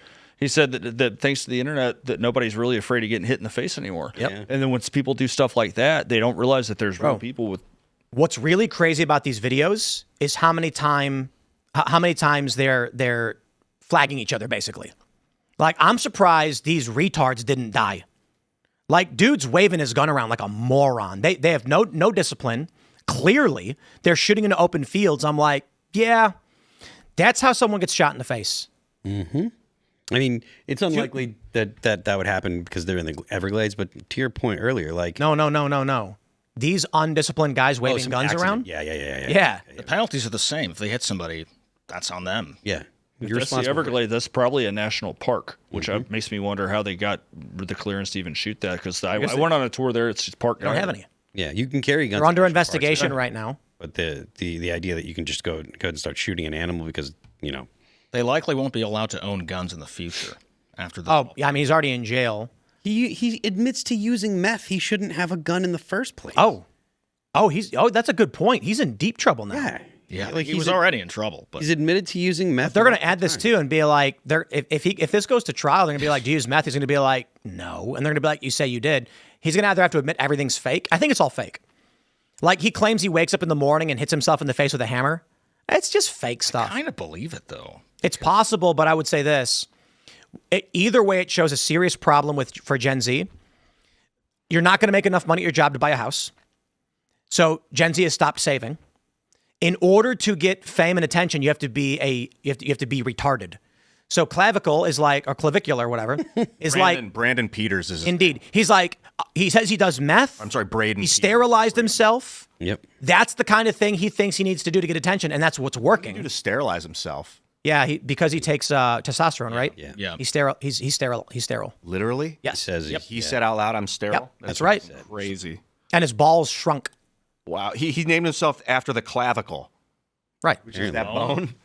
And the funny thing is, I don't wanna here's judge- why I think don't it's know him fake. personally, but what a I'm going to tell you why I been think it's through it, fake, man. I know because the dude might be like, let me do this. Clavicular. let's call him Braden.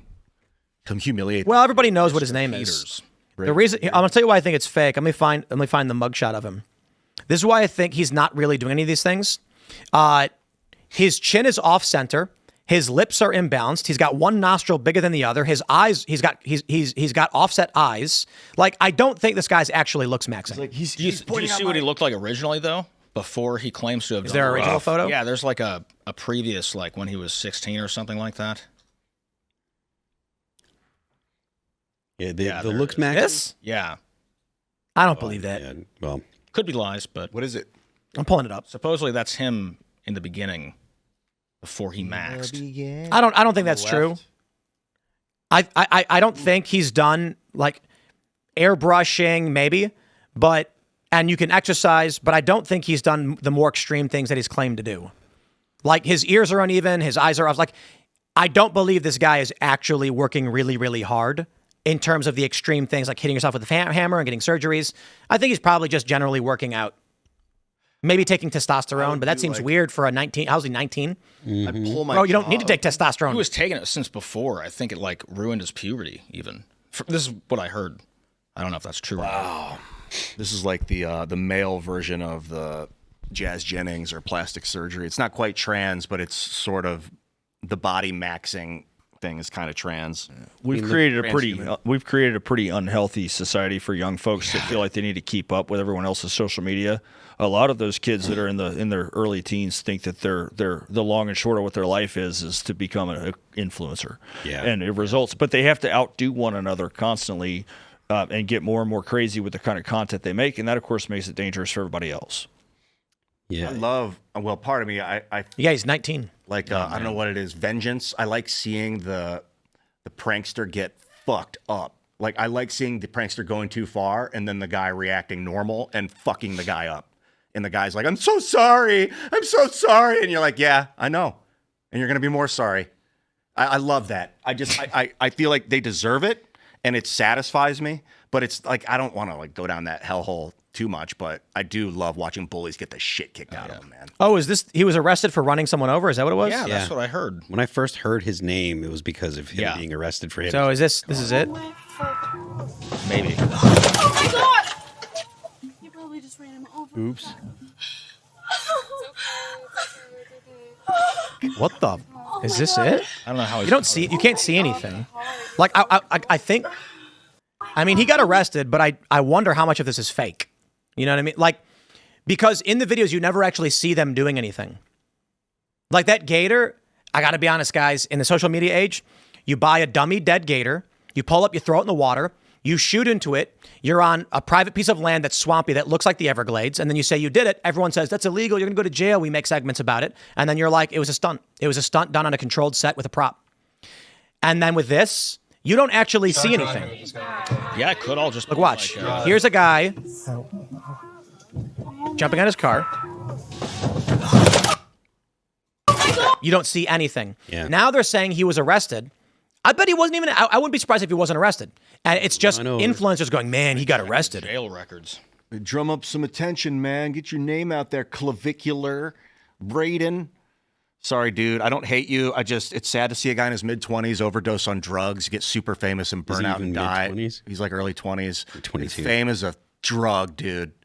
And you're a better human than what you look like. He appeared to run over someone who was jumping on his truck, claiming self-defense. It's unclear whether it was a stage stunt. I think it's all fake, right? Like, I don't think the dude actually bone smashes, does meth. These are all shock claims. 19-year-olds don't need to take testosterone. His testosterone's probably already like 800, was it Bone nanograms per liter or smashing whatever? thing that he does, right? Like I've seen video of him actually doing it. He's not like hitting himself hard. It's very much just tapping on. Yeah, you can do it with your own hands too. I know, but that's what I'm saying. I don't think it's real. They'll grow in the direction you push. It'll damage the skin, and then he would have welts and damaged skin on his face. I would like pull my jaw open, like pull it out. That's not a thing either. It moves over time. It's like How you kind of like doing clay. Bone is kind of like clay. My friend's dad said instead of braces, he just pushed on one of his teeth every day for like 2 years, and it fixed it. What'll happen is you push it, and then it starts growing in that direction until it gets pushed in a new direction, and then it starts growing in that direction. From my experience, is what it seems like. It's also how you get ingrown toenails. Yeah. People will cut their nails too short. Yeah. And then it'll start growing down, and then it's on that I direction. figured that out in my 20s. That's a good thing for people to learn. Like, don't cut your nails too short, and you will not get ingrown. Yep. Because then it can't. I think social media is largely fake, but the point is whether or not this guy's real or it's all just one big reality TV show, which is, I think it's probably reality TV. I don't think I get arrested. I think the shooting that they were doing is probably all staged and fake, and they're lying. Like there might have been controlled backstop you can't see off camera because they want to make shot content. I do think it's possible there are a bunch of retards running around shooting guns. That happens too. I'm going with But retards. it's really easy to fake all this stuff. I mean, most of the internet is fake. You've got reaction videos. People are reacting to AI videos they make. They'll go on to Grok, they'll make an AI video, and then they'll react to it and go, whoa, and they'll get 1 million views. And you'll get paid. So I don't see why anybody would have to do what he's doing literally. The vehicular assault, you never actually see anything happen. And in fact, the guy rolls off the side. It looks like he didn't even get hit. It did not look like assault at all. It looks fake. He got run over. Well, he rolls off the top of the truck. I don't think so. Yeah. I think I would lean more towards he's a character. He was propped up. It's reality TV content. It's just meant to be shocking internet He content. does seem high. I will say that. I've seen some of his videos, and he looks like I looked in my mid-20s. High as hell. Like maybe it was weed. It's probably Could he be weed. acting? Maybe, but he's so high. He seems very like high. Good actor, huh? Maybe, but he's really, really vapid. Like that whole Yeah, like. I look, the point is this. Gen Z is seeing this, being told it's real, and they're being told this is how you get famous. So the unfortunate end result is a lot of young people, Gen Alpha, are going to be like, I want to be famous like him too. And they will start doing these things and running people over and stuff. That's why I like seeing these bullies get their Comeuppance. Yes, that's a good way to put it. Why I like seeing these publicity stunt mongrels getting like slapped back down to reality. I do like that because I think it's an emergent and phenomenon that people will start replicating if we don't stop it. Like I don't want people running up to someone in a shopping mall with a fake gun and being like, "Get on the ground," and then it's a prank, dude. It's like, Bro, look at the mall not too far from here that we sometimes go to, where the what was it, DoorDash driver? Remember the story? yeah, he shot the guy. He shot the guy in the chest Defense. It was a prank because the guy kept shoving something in his face, and he backs up and he pulls his gun and shoots him. Like I don't know what's going on, and then they criminally charged the guy who was defending himself. Insane. Self-defense. That's Virginia. in my opinion. I think the shooter was acquitted though. Yeah, he maybe back then, but nowadays he would not be. I don't know. They were both white. With the existing AG and stuff. Yeah. Yep. Yeah. Maybe. If the YouTuber was black, maybe. Yeah, for real. If the YouTuber is white and the guy shooting was black, no charges. If the YouTuber is black and the shooter is white, he's getting locked up for 20 years. You know, if they're both white, I think people just say like, I don't care. Is you think having clavicular on the show would be a good idea? No. Nick Fuentes, What, he is knows he- him pretty well. I could probably. But like Nick Fuentes has ideas about things, whether he's right or wrong. Clavicular is just a functional retard. Just bring him on to be like, hey, change your life, please. Why? Because Why? a million people watching. Like Like, what are we, Tim Pool's Dr. Phil? intervention? yeah, basically, yeah. I mean, hey, you want to be a social we could bring him on to doctor? make you want a fun of culture him. jam? Fix this guy. I don't think that we should be bringing people on to try and have an intervention in Set him straight. You don't. That's what I want to do in 2026. Especially considering this is how he makes money, right? Like Maybe we this can have him on to ridiculousness is what he understand actually does. Like the ridiculousness is how he has a fan base. We're not going to be like, hey, dude, you should stop doing this. He'd be like, yeah, I'm not going to make the money that I make. No, F yeah, you all. not stop, but do it better. Help people. Let him. Well, let so him people do this on Twitter or X all the time. It's not as extreme as this, but the X economy is similar. 40% higher engagement for negative and blackpilling posts. Yeah. And that's why, if you want to get into the political side of things, why people are so negative. There's a lot of things to analyze that go, for the long run, good, bad, and everything in between. But a lot of people have figured out how to monetize and make it hum. Yeah, I mean, the monetization on X is.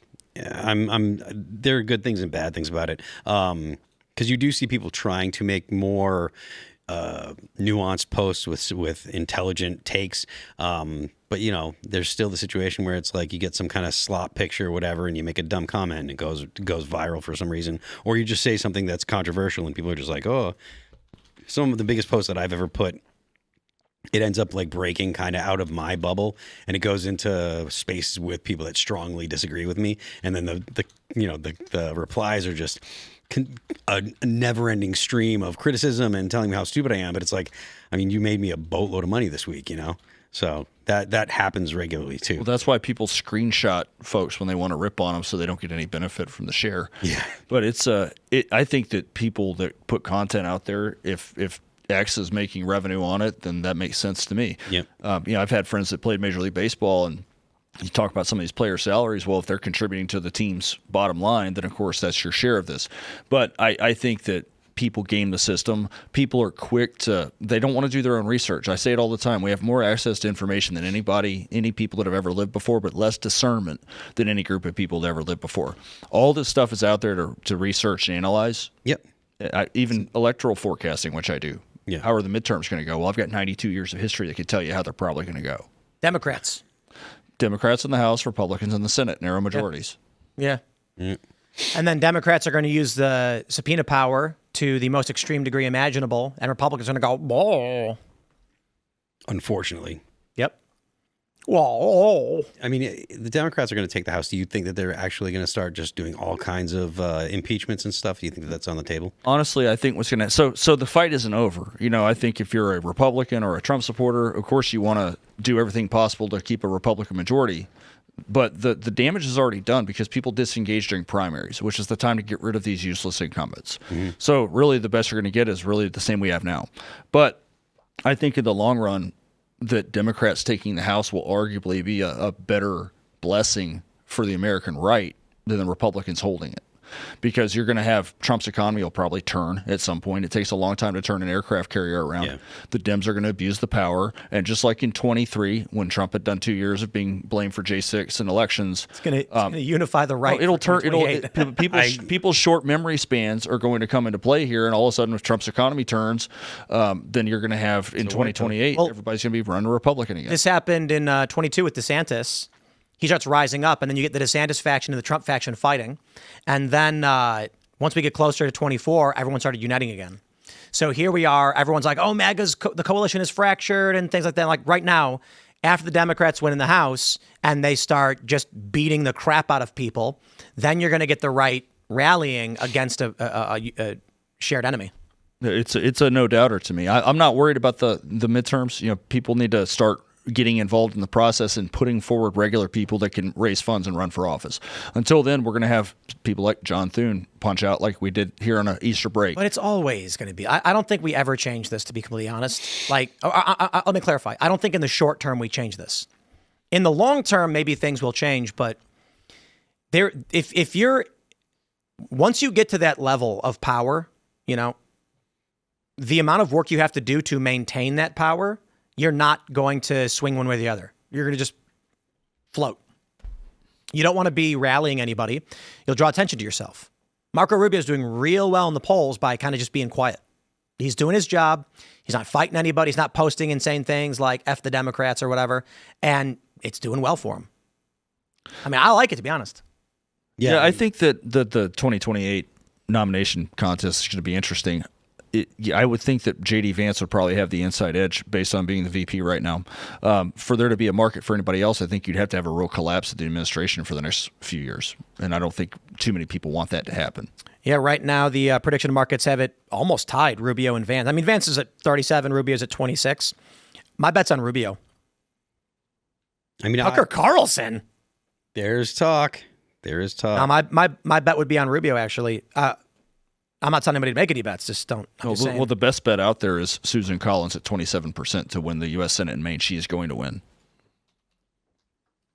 Yeah, I don't imagine that. She ran 40 points to the right of Obama in 08 in Maine. Yeah, and Graham Plattner's terrible. Plattner's the guy she's going against, right? The guy with the Nazi tattoo? I don't think that's decided yet. Janet Mills, the governor, is also running. So Okay. I have a feeling. So this is that's the nominee. Do they have the actual Maine race? Let me just type in Maine. Yeah, I'm not sure. Oh, wow. So it's not that they have the Democrats winning Maine at 71.7%.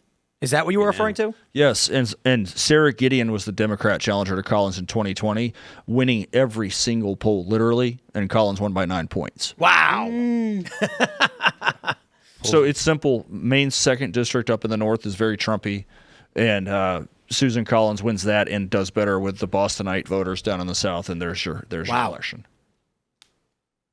Interesting. Yeah, well, I think that demographic of voter likes to sound like, hey, we vote for both parties up here and we're fair. Let's jump to this next story. Let's talk about Black Snape. We got this from Outkick. J.K. Rowling reacts to HBO's Harry Potter race-swapping controversy. Incorrect. She did not. She reacted to the trailer, and in response to it, someone said, the trailer for the new Harry Potter looks bloody marvelous. Can't wait. Neither can the rest of the world. Just it's going to be incredible. I'm happy with it. She did not directly address Black Snape, but I love that they're doing this because it changes Harry Potter fundamentally in so many ways.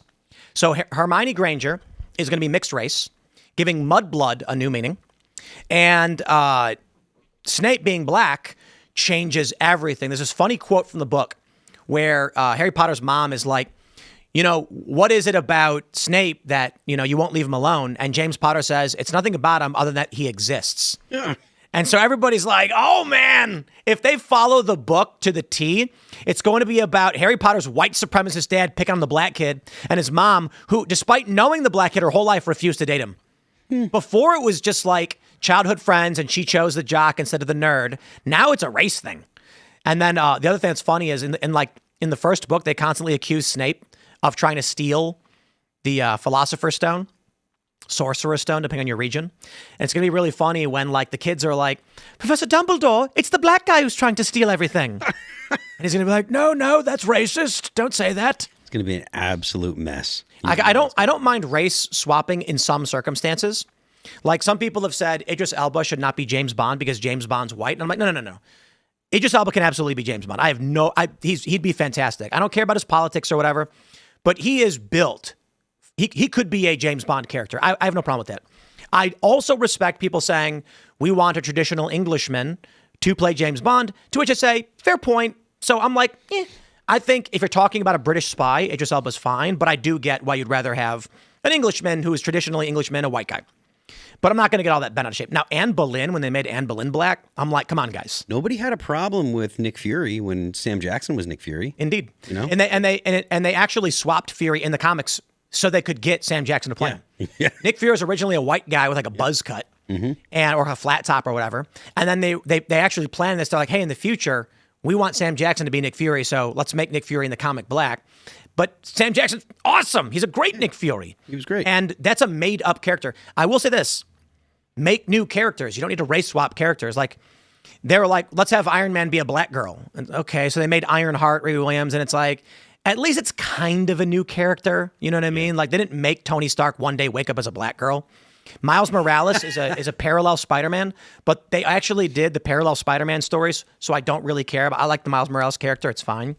But taking Snape, who's supposed to be like a hook-nosed, pale, gangly 30-year-old and being like, let's make him a black guy.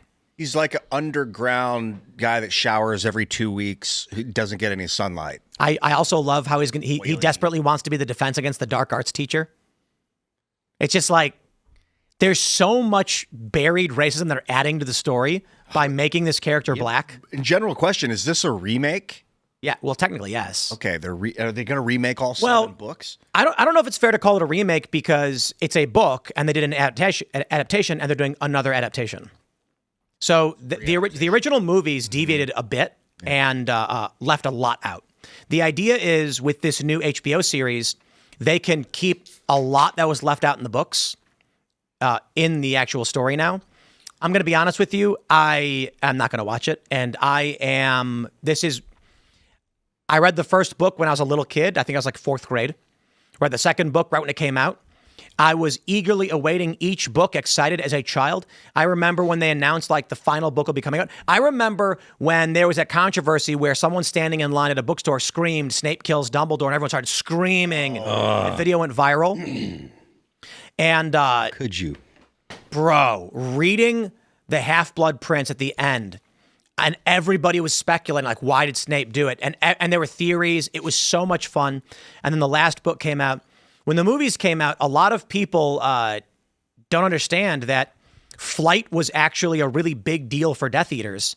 And at the end, where he's like, "Let's do it together," and they jump out. It's all for the movie, and it omitted so much. Like Avada Kedavra, for instance, in the books, when they hit you with it, your life is gone and you collapse. In the movies, they get blasted back 20 feet. In the movies, Harry casts Expelliarmus, which always just makes your wand fly to your hand, but Draco goes flying back 20 feet and crashes on the ground, right?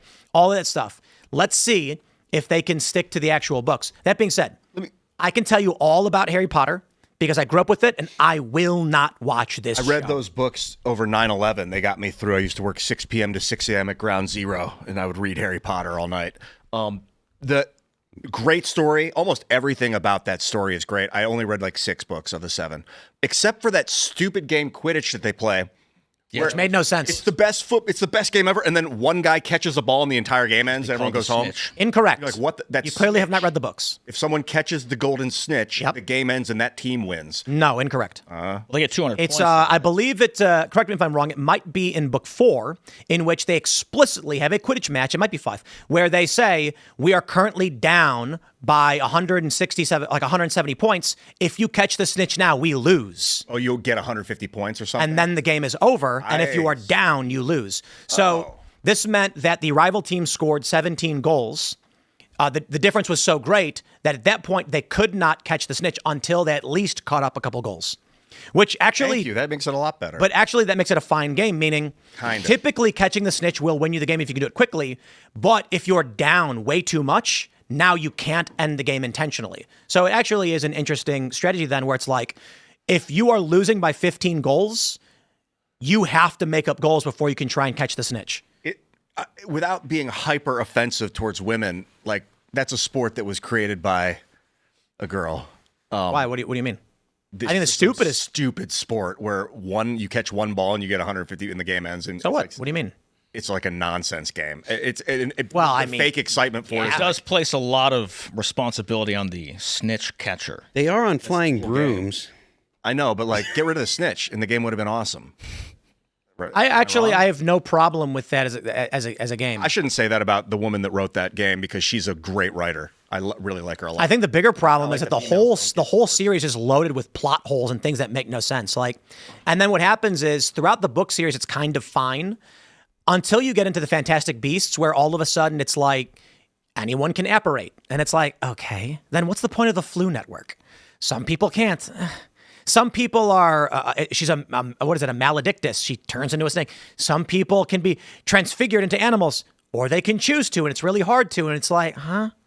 Like when Mad Eye turns Draco into a ferret or whatever. It's like, we don't use transfigurations as punishment. But it's like others have to train to be able to do it, but someone could just do it to you. Whatever, man. Like, it's fun. I love the story, but there's so much that's wrong with it. Yeah. Anyway, what do we have? I think I've got some, nope, that's clavicular. Where are the tweets on this one? Someone said, just realized that when Neville faces the boggart, it's going to look like his biggest fear is a black guy hiding in a closet. This is just, I mean, it's just so ripe for all kinds of racial jokes and stuff. Yep. You know, it's just going to make... People are pointing out that the little boy who plays Harry in this one looks like an old lesbian woman. And I'm like, I'm not going to make fun of a little kid for, whatever. Although he is toothy. which is interesting. So males, typically you can't see their teeth, their upper teeth. Did you guys know this? I can't see mine at all. Yeah, when a man talks or smiles, you usually don't see their upper teeth for the most part, but women, you see a lot of it. And actually, some women they're called gummy because their lips are thin, and when they smile, you can see actually the top layer of gums. So for this little boy to be as highly toothy as he is, many people are saying it's very effeminate. That's why he looks like a woman. But it's a little kid. I'm not here to make fun of little kids or anything like that. I thought this was an AI, and they got like a little girl that they were going to make a trans boy to be Harry Potter, and they got a black Snape. Look at this. I thought it was AI, a parody, and now it's crazy. And Snape has like dreadlocks because they're like, no black. Well, he has to have long hair somehow. how is he going to be Snape? Is he going to talk like this? I don't know. Talk like this? You're going to have to do what everybody else does when you have something like this and figure out how to suspend reality. That's how people enjoyed pro wrestling all those years. I mean, I have no problem. It's a story about wizards. You know what I mean? The issue is that there's a lot that is fine if it's being done to the gangly white guy, and there's a lot that's very when it's being done to the young black guy. You know, like they're adding a component of racism. The lens for which this will be viewed is going to be very, very different to a child. Do you think people are still as up in arms about this sort of thing as they were 10 years ago? Like race swapping? Well, or just in absolutely. general, it seems like back on the Generation Z folks, it seems like they're a little more edgy with the types of jokes and. Oh yeah. Oh, bro, the race jokes that are flying out about this are nuts. Dude, the memes are going crazy. They are going to roast this guy based on race. Gen Z is just done playing games. In the theater, I did 20 years in the theater. It was normal to race swap or gender swap. Didn't matter. We were all having fun. You could play a black woman or a white guy. Didn't matter what the character, who was who. But on TV, it's a lot different. I think cinema and film, they require a level of realism. Generally, the context matters, right? Prior to all the woke stuff happening, people didn't really notice, particularly in theater, where it was a fairly selective group of people that were going to see plays and stuff like that. Whereas nowadays, or at least maybe not now, but from say 2013 to 2023, the culture in the U.S. was doing so much to trying to shape the opinions of people so that people started to notice and push back. I got to say one last thing before we go to our Discord chat questions. Have you guys seen the lawsuit against the comedian for saying about Lion King song? I just saw the Viva Frei thing up there on the screen. You guys hear this? No. So this comedian, he's from Africa, I believe. And he's doing this podcast where he says, they're talking about Lion King, and he's like, that song? I was like, oh, I've seen that, yeah. He's like, you know what they're saying? And they're like, what's he saying? He goes, the song says, look, it's a lion. Oh my God. And they're like, that's not what he's saying. He's like, that's what it means. He is correct. He's being sued because the composer says it doesn't convey the actual regal meaning behind it. And what he said was defamatory, and now he's he risks losing royalties, and he's been damaged. It's like a $27 million lawsuit. So I said, okay, I'm going to look it up. And guess what the lyrics mean? Look, there's a lion, oh my God. The issue is the word lion also represents royal, strength and royalty. Oh, okay. So it can be translated as, look, a great leader, oh my God. Or at the same time, look, a lion, oh my God. And that's literally what it means. And then it goes, look, there's a lion, oh my God. Yes, that's a lion. I mean, that guy who did the joke was joking. He wasn't defaming. No, he's telling the truth. That's actually a direct translation of what it means. And everybody and everybody hears this Zulu cry in this powerful song, and it feels majestic. And it's just literally going, look, a lion, oh my God. And I looked it up, and it translates to something to that effect. I never knew it meant anything. I thought they were just chanting. Gets called another language, Carter. Remember the song? How do we pull up the chat here? Do you guys know the song from Civ 4? You go to click on the. Oh, it's right there. I see it. That's like an African song. Show chat. Oh, it is so good. All You right. know that song from Civ 4? No. It's like the song that loads when you play the game. Let's we're gonna grab comments and chats. I don't know if you guys have been asking questions or not, but I'm just gonna read what you guys are saying. Hey, okay. So we've got this one from Premark Tech. He says, Tim, you can absolutely shoot firearms in the air by landmass.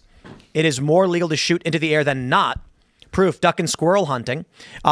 You're using game load. You're not shooting 5.56 at birds. Or 9mm, yeah. That being said, what goes up must come down, and some bullets have terminal velocity high enough to injure or kill. It is your responsibility to be safe and accountable for every shot you fire. Indeed. Android Wow says, question, given the Chinese bombing attempt on CENTCOM, do you think China directed the attack rather than solo actors? If so, was it because they feared the U.S. solidifying global hegemony through our recent actions, or was it perhaps just an opportunistic shot while we're busy? I mean, we did talk about it the other day. I honestly don't know. I think it was opportunistic. I don't think the CCP. Why? Because if they What incited opportunity? just some people, some crazy. I know, but what was the opportunity? Hurt the enemy, hurt them. You know, get them Hurt where who? they get them where they hurt. But I don't know what they're Like, but again, like, I have a feeling this. If the CCP instructed that, that would be the beginning of their downfall. They don't want to start a war with the world, because that is, if they attack the United States, that does trigger Article 5 of NATO. They do those kind of things all the time. They've introduced blights into the United States to destroy crops. They've done all kinds of stuff that can't be directly tied to them or wouldn't be considered a direct attack, but they do this kind of stuff frequently. I should clarify, I don't think there will be any direct connection found. Maybe there was, but I don't think they're going to have any kind of paper trail or digital trail or any of that. but there's no benefit from some random Chinese national planning a bomb. Yeah, there's a no benefit for the from Chinese any of that, government. right? What's that? There's a benefit to the Chinese government. Well, there's not really a benefit to any of these idiots doing street crime, except they think that they're. Right, but this is terror. This was attempted bombing of a military base of CENTCOM, which greatly benefits China as a government. So why would the lone actor do it? Ideological, I guess, or the chaos is the point, right? Like the point of it is to sow chaos in the United States. It's not like they're like strategically saying, hey, this is going to take out the base. They want to sow chaos because what they want is the American people to be fighting with each other about what to do. If there was an American in China that set off a bomb near one of their buildings and then fled to the U.S., that would have been an international incident. So I just don't think that the Chinese would do it. That's why, because I can't imagine our government doing it that overtly. Like, yeah, I think I agree with you on that. I don't think there's any risk of trying to kick something off on a bigger scale like that. So, but China's definitely going to be feeling the heat with Venezuela and Iran operations. Hellbilly says, Phil, do a desk pop. No. Where you shoot your gun at your desk. Yeah, what was that from? Was that like Reno 911 or something? The wrong guys. The wrong guys. Right. A desk pop. No, I'm not doing a desk pop. Don't be Secret silly. Service agent shot himself, I guess. Was it today? Millennials? No, Jill Biden. Negligent discharge. All right. Hades says, 2 questions. Perhaps we can address SB 1071 in West Virginia and how the president of your Senate killed it. What are you doing to advance it, like getting it added to HB 4185? Canada just made quoting the Bible hate speech. What's the best way to resist that insane law? SB 1071, of course, was it the machine gun one? Let me look that one up. Probably, I think. It's the a bill to amend the code, adding designated blah, blah, blah. I don't know enough about why they blocked it. I think we were talking about it when they were introducing it, though, but I don't know. I have to follow up on it. Sorry, no good answer. Humans are cool, man. We built laws. How do you get around the Bible as hate speech in Canada? I have no idea. Canadians don't have free speech, so I don't know. Oh, I got it. Figured it out. Read the Bible in Arabic. So you're actually preaching the gospel of Christ, but in Arabic, and then if they challenge you, be like, whoa. Don't you know which one I'm preaching? And then they're like, uh-oh, what if it's Islam? Can't arrest them for it. But it was Christianity the whole time. It's protected speech when it's... I mean, remember when people would draw the arch of the fish with their feet? Because if you were a Christian, they'd kill you? Is it Abraham the real one? Like the real prophet? He's an OG. Yeah. What does that mean, the real prophet? Jesus, Muhammad. Well, like, let's just go back to Abraham. Let's all get down with Abraham. That's the Jews. Yeah, but they're all into Moses. And then Jesus is the Messiah who came to fulfill the promise and saved a fallen world and, all that stuff. I kind of want to lift up Abraham for a little while and then Christians like him too. Get into doubt. But then Jesus came and he's the Messiah. I don't believe that. I'm going to lift up this guy and then go to a totally different religion. The Muslims believe that Jesus was a prophet who will come back and expose all the Christians as false worshipers. I'm surprised Abraham doesn't get it more because, like, Judah came along and, like, must have been really badass, actually. Judah, Jacob's son. Because they named the tribe after him. Yeah. I think it's funny how people are referring to these two factions of Charlie Kirk supporters as the Sunni Kirks or the Shia Kirk supporters. Because I made this joke where I said I'm launching a new debate show, but instead of debating, it's just me and another person pulling up texts Charlie Kirk sent us to justify our positions. And then, Posobiec was like Sunni Kirk versus Shia Kirk, which is like basically it. But that's all everyone's doing. Like all of these personalities are like, Charlie Kirk said to me this thing that proves my point. And then someone else goes, well, Charlie Kirk said to me this thing that proves my point. There are people posting clips of Charlie Kirk after the 12-day war saying, I stand with Trump on this war. And then there are other people pulling up clips from before the war saying no war with Iran. And I'm like, what are we doing? You can like have the opinion before the war started. You can easily say, I think it's a bad idea to start a war with Iran. And then when the war starts, say, well, this is the reality we're living in. So I hope that the results of the war are the best for the United States. That's totally consistent. Well, 100%. A lot of people are getting ahead of. I'm not saying that, just like you. I think that there's good reasons before it all kicked off. But when people are really doomcasting about what's going on in Iran right now, then they're looking at remembering Afghanistan and Iraq, where the 4th Infantry Division's camped out in hard stand buildings for a 9 or 12-month deployment cycle, even went up to 15 months at some time. And you had contractors there making 3 times what the green suiters were making. Yeah. People are looking back at that. And really to run everything back to what we talked about earlier, all throughout history, counterinsurgencies have been massive failures, unless they're on islands, and you can use the Navy to cut off the flow of personnel and arms, divide the population, and destroy the enemy. So Iran is different than Iraq. It's number one. It's 4 times the geographic size of Iraq. Population is about double, and you have massive terrain advantages for any force that is trying to defend. I think the only hope for bringing things to a legitimate regime change would be for the local nations or for the locals to be able to displace that government, because we're not going to be able to do it. And I don't even think President Trump would do that. I do think we have special operators in country for sure. Yeah, I do think they'll take Karg Island, but I don't see a massive conventional operation on. There's just too many people. Do you think the Israelis will instigate anything? They won't put anybody on the ground. Because I'm thinking yesterday we were talking about NATO has like a defensive pact, and then I was like, but it's not a military alliance. And I was like, oh, we're in a military alliance with Israel. If one of us attacks, the other one automatically is attacked. We are also in a military alliance with NATO. No, not an attack. It's a defensive pact. It's different than a military alliance. It's play Civ. I mean, I'm just calling it from Civ. A defensive pact only triggers on if one of them is attacked. You're calling it from a video game. Military alliances trigger when one of them goes to war aggressively. And we fund their militaries. I'm not denying that. Right, that's Israel and the U.S. de facto have a military alliance. Our military alliance with European nations is that we are funding their militaries. We have expectations on their return via GDP. If there's they have to pay back. I mean, if there's that, it's in writing. That's so. One Like thing. In Libya, for instance, we used France to go in and bomb the crap out of these people. That is our military alliance with European nations. We obviously are allied with European nations for war. Well, Europe suddenly cares now because the Iranians can hit Diego Garcia. Right. Which means they can hit Europe. Oops. Yes, let's grab this question. We've got, who do we have here? We got Taylor Lorenz's, what does that say? I can't read it. It's all weird. Atrazine Maxer. Saying, I'm referring to your Trump 1 segment today as someone who fell into a bit of a lack of enthusiasm. I'm all gas, no brakes on Trump's stand-up versus BRICS. Do you think if Trump wins here that he can fulfill the question in the remaining 2 years, or will a pro-NWO Dem just reverse it all in 2028? I think if Trump succeeds, the tide will have shifted so dramatically that nothing's going to stop it. Yeah. That's why this is Trump's gambit. The move on Iran, if he wins here, he wins the board. Not that not that everything's over, but it puts him to a point where there is just not enough resource on the other side to push him back down. It's all downhill from there, all easy. And also, if he does produce if he wins, the results for the American population are going to be very noticeable, right? If say this war ends, say just for a day, say it's in July, right, and then you're out of Iran, you don't have a lingering large force, and then the U.S. starts to see real benefits from the oil that is being purchased from the U.S. You see real economic benefit. The American people are going to be like, okay, this has actually been good for us. Obviously there are a ton of ways that it can go wrong, and I'm not saying that it's definitely going to go right. But this, in conjunction with what this will do to our position or for our position regarding China, is a big deal, and it'll pay dividends for the American people in the long term.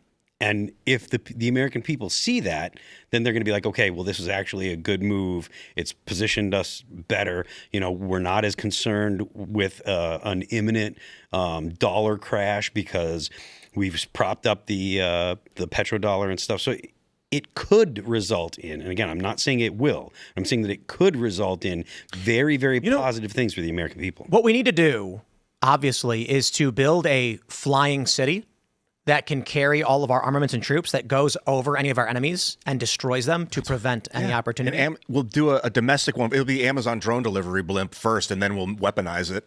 We'll have a mothership up there. If anybody knows what reference I'm making, like you win the StarCraft. prize. No. Correct. There's only one. There's only one consistent video game reference I make on this show all the time. Oh, you're talking about video game? I was thinking of the big carriers that It's a video game reference. that are in Marvel. I'll give you a hint. Would you kindly? Oh, BioShock. I didn't get to that Which phase. that's only a half answer. BioShock's only had BioShock 1. Incorrect. It's 2? Incorrect. Really? How many BioShocks were there? There are many. 5 or BioShock Infinite, where a city is America builds a flying city which goes over China and puts down the Boxer Rebellion. Guys, learn your video game lore. Come on. Dude, I am so down to build a flying BioShock 1 city. was so good. Awesome. So, but Infinite's okay.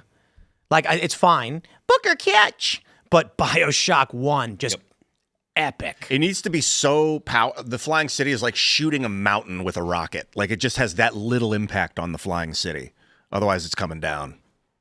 I think BioShock 1 should be mandatory high school curriculum. Yeah. I mean, it's pro-capitalism. Maybe the Foo Fighters, too. Well, actually, I think it's kind of anti-capitalism. The whole point was that they were doing what the Atlas Shrugged thing. They were like, the people were leaving. The story of BioShock is that wealthy people built a city underwater to escape a repressive government and taxes, and then capitalism was so rampant that genetic engineering became commonplace, which resulted in people going psychotic as they became splicers. Without regulations or checks, the genetic engineering made everyone go insane, and and civilization collapses. And you go there, and everything's falling apart. It was very anti-capitalism. All right, fair enough. It's just still a great story, and it's fun. And I recommend it. And also, when you don't have to kill all the little girls and drain the from them. It's been so long since I played it. I don't know, whatever it was. I don't know what the essence is called. Adam or something. I think it might have been Eve. Adam. Is that what it is? Eve? Maybe it was. I don't remember. I've only played it for like 10 minutes. Oh, blasphemy, dude! At max difficulty. Bro, I it played was the game like 4 impossible, times, dude. and I would run circles around Atlas, and the final boss is literally Atlas. It's hilarious. Oh, So good. And you get the what's it called? It's been so long since I played it. And you into your arm, and then fire. You drain Adam from the little sister. Adam, that's right. Yeah, you suck her Adam away. yeah. And then it makes you stronger, but only a little bit. You get like a bad ending for killing them all. And plasmids, that's what it was. Yeah. And then in Infinite, they're like, no, we don't want to do injections into the arm anymore, so we're gonna make it a soda pop. And you get a bottle and crack it and drink it. And I was like, boring. Yay. You think Boring. a flying catch. a flying mothership makes a lot of sense for the modern warfare? The helicarrier from Avengers. That's what I thought you were talking about initially. You launch 3 of them, and then you shoot everybody who deviates via algorithm. Mm-hmm. That was Winter Soldier. All right, let's read this question for the panel. Ian, if no-fault marriage is a good thing, then what is the point of marriage? No-fault marriage has destroyed society, created single-parent households that ultimately contribute to the downfall of Western society. Brett and I have only been married almost 7 months, but I can honestly say I am a better person because of it, and he would say the same. From Olivia. The point of marriage, like no-fault divorce marriage, is that while you're married, you can still do all the married things. Like? Share money. Primarily share money. I'm not sure why no-fault divorce has anything to do with that. Well, whether or not it's Why don't you just start an no-fault or LLC not, to hold you your can revenue still and you get to do do the the same married thing? things. What's that? You could just start an LLC, do the same thing. Hey, there's I don't know if it's the same. I'd have to look at It the is. contracts and see the The difference. LLC holds the revenue, and both individuals are allowed to spend money as to the benefit of the LLC. There's breaking Or news. trust. For the record, I don't like Breaking no-fault news? divorce. Yeah, Tiger Woods got into another car crash. It's about time. I've been waiting. Rollover car crash in Jupiter, Florida. I don't like no-fault divorce, but even some of the most conservative people I've talked to about it are like, you have to let women escape abusive relationships because they could That's not. not Literally no-fault divorce. what we said. That's not no-fault divorce. Ian, that's not no-fault divorce. That is That part is of the not- value no, of it is incorrect. no-fault divorce is that you can leave. Incorrect. Marriage Without was proving- always allowed to be dissolved pre-no-fault divorce if there was abuse. if you could prove it. And still today you have to prove it. What do you mean? Did you hear what I said, though? Yes. Back in the day, women couldn't prove it. You still have to prove it today, Ian. You can just divorce today. Yes, but you can't get access to anything you own unless you can prove it.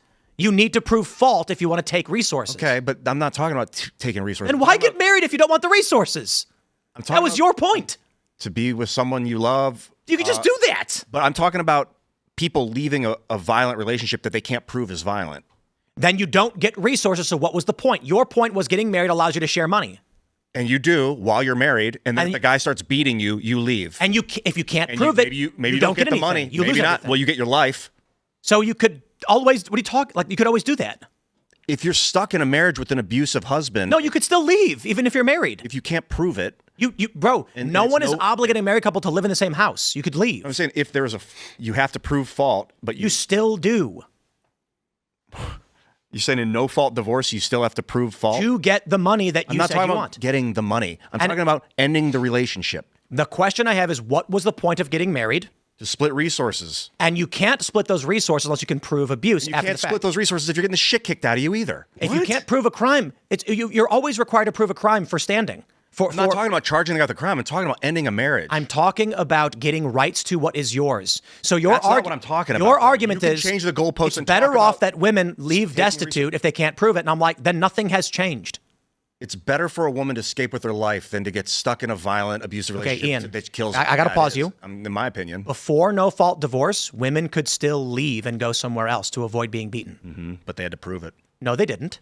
Then how did they leave? They got on their feet and walked But somewhere. then they're like breaking the law. And No, the guy can no, hunt they're them not. down and bring them home. No, they can't. That didn't exist. What are you talking about? A woman, you're saying a man's wife could just Up and disappear leave. legally Yes, she could. with no. Yes. She's getting beaten. The only issue was she couldn't get access to resources unless she could prove it, which is the same today. The issue with no fault divorce is that marriages have become dating. I don't think she could even file for divorce before unless she had proof for a reason. You would go to court and you would say, here's why I want to do this. And this is still true today to a certain extent, but you don't need fault. You can say irreconcilable differences.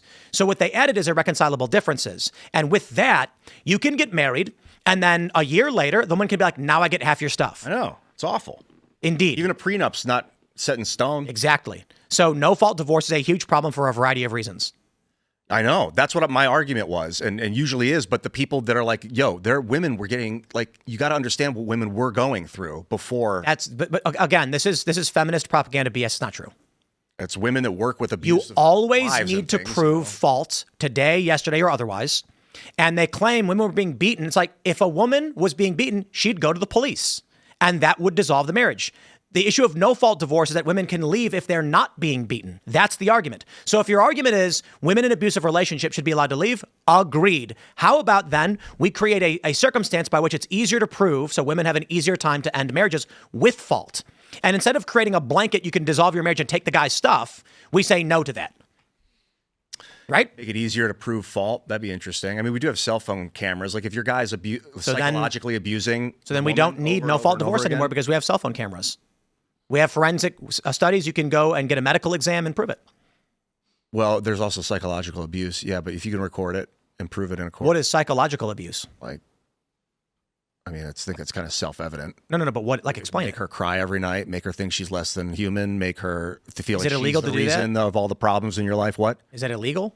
No, it's abusive though. Okay. Well, once again, It's legal, and it should be grounds for terminating a I marriage. completely disagree.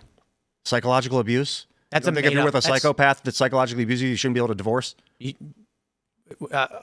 Well, I guess there's a gradient there because again, I asked you to define it, and you said I gave you three insulting you, parts of a and I said no to that. I didn't say insulting you. Like constantly telling you you're not worth it. Yeah, it's like insulting you. Yeah, making you feel less than human. Well, how you feel is not anyone else's fault but your own. Right, except when the fist hits, like, oh yeah, it's A fist? Now I we're agree. talking physical Everything crime. you're feeling is because of you. I do agree with that at one level. But if someone's standing 5 feet away from you, screaming at you, you might No, feel that's assault. something and say, That's "Hey." not psychological abuse. That's assault. Or if they're leaving you notes or whatever, Yeah, just throw them away. just ignore your husband. You're like, don't.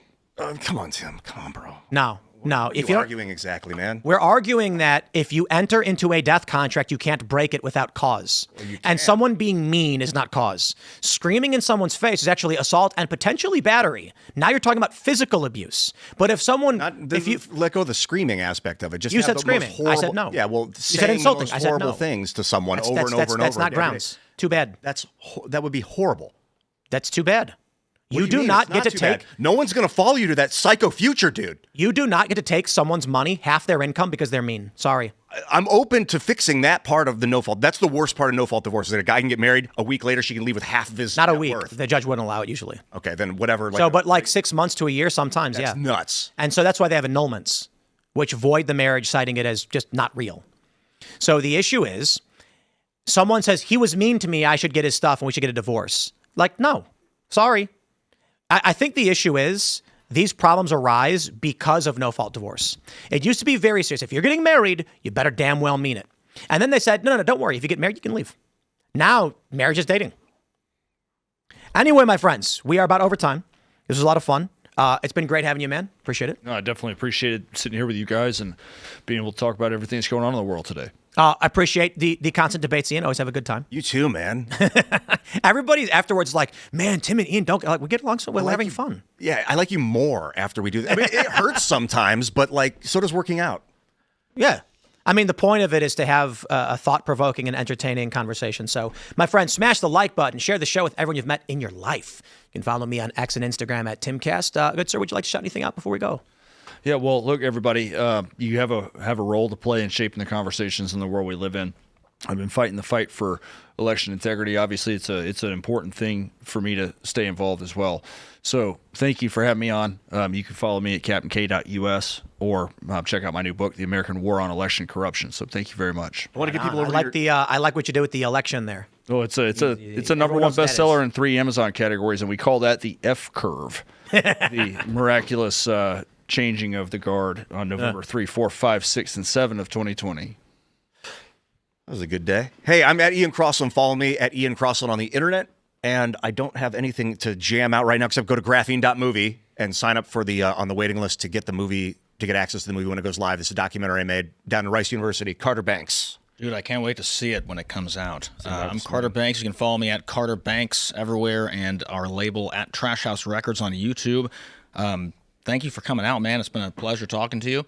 Phil.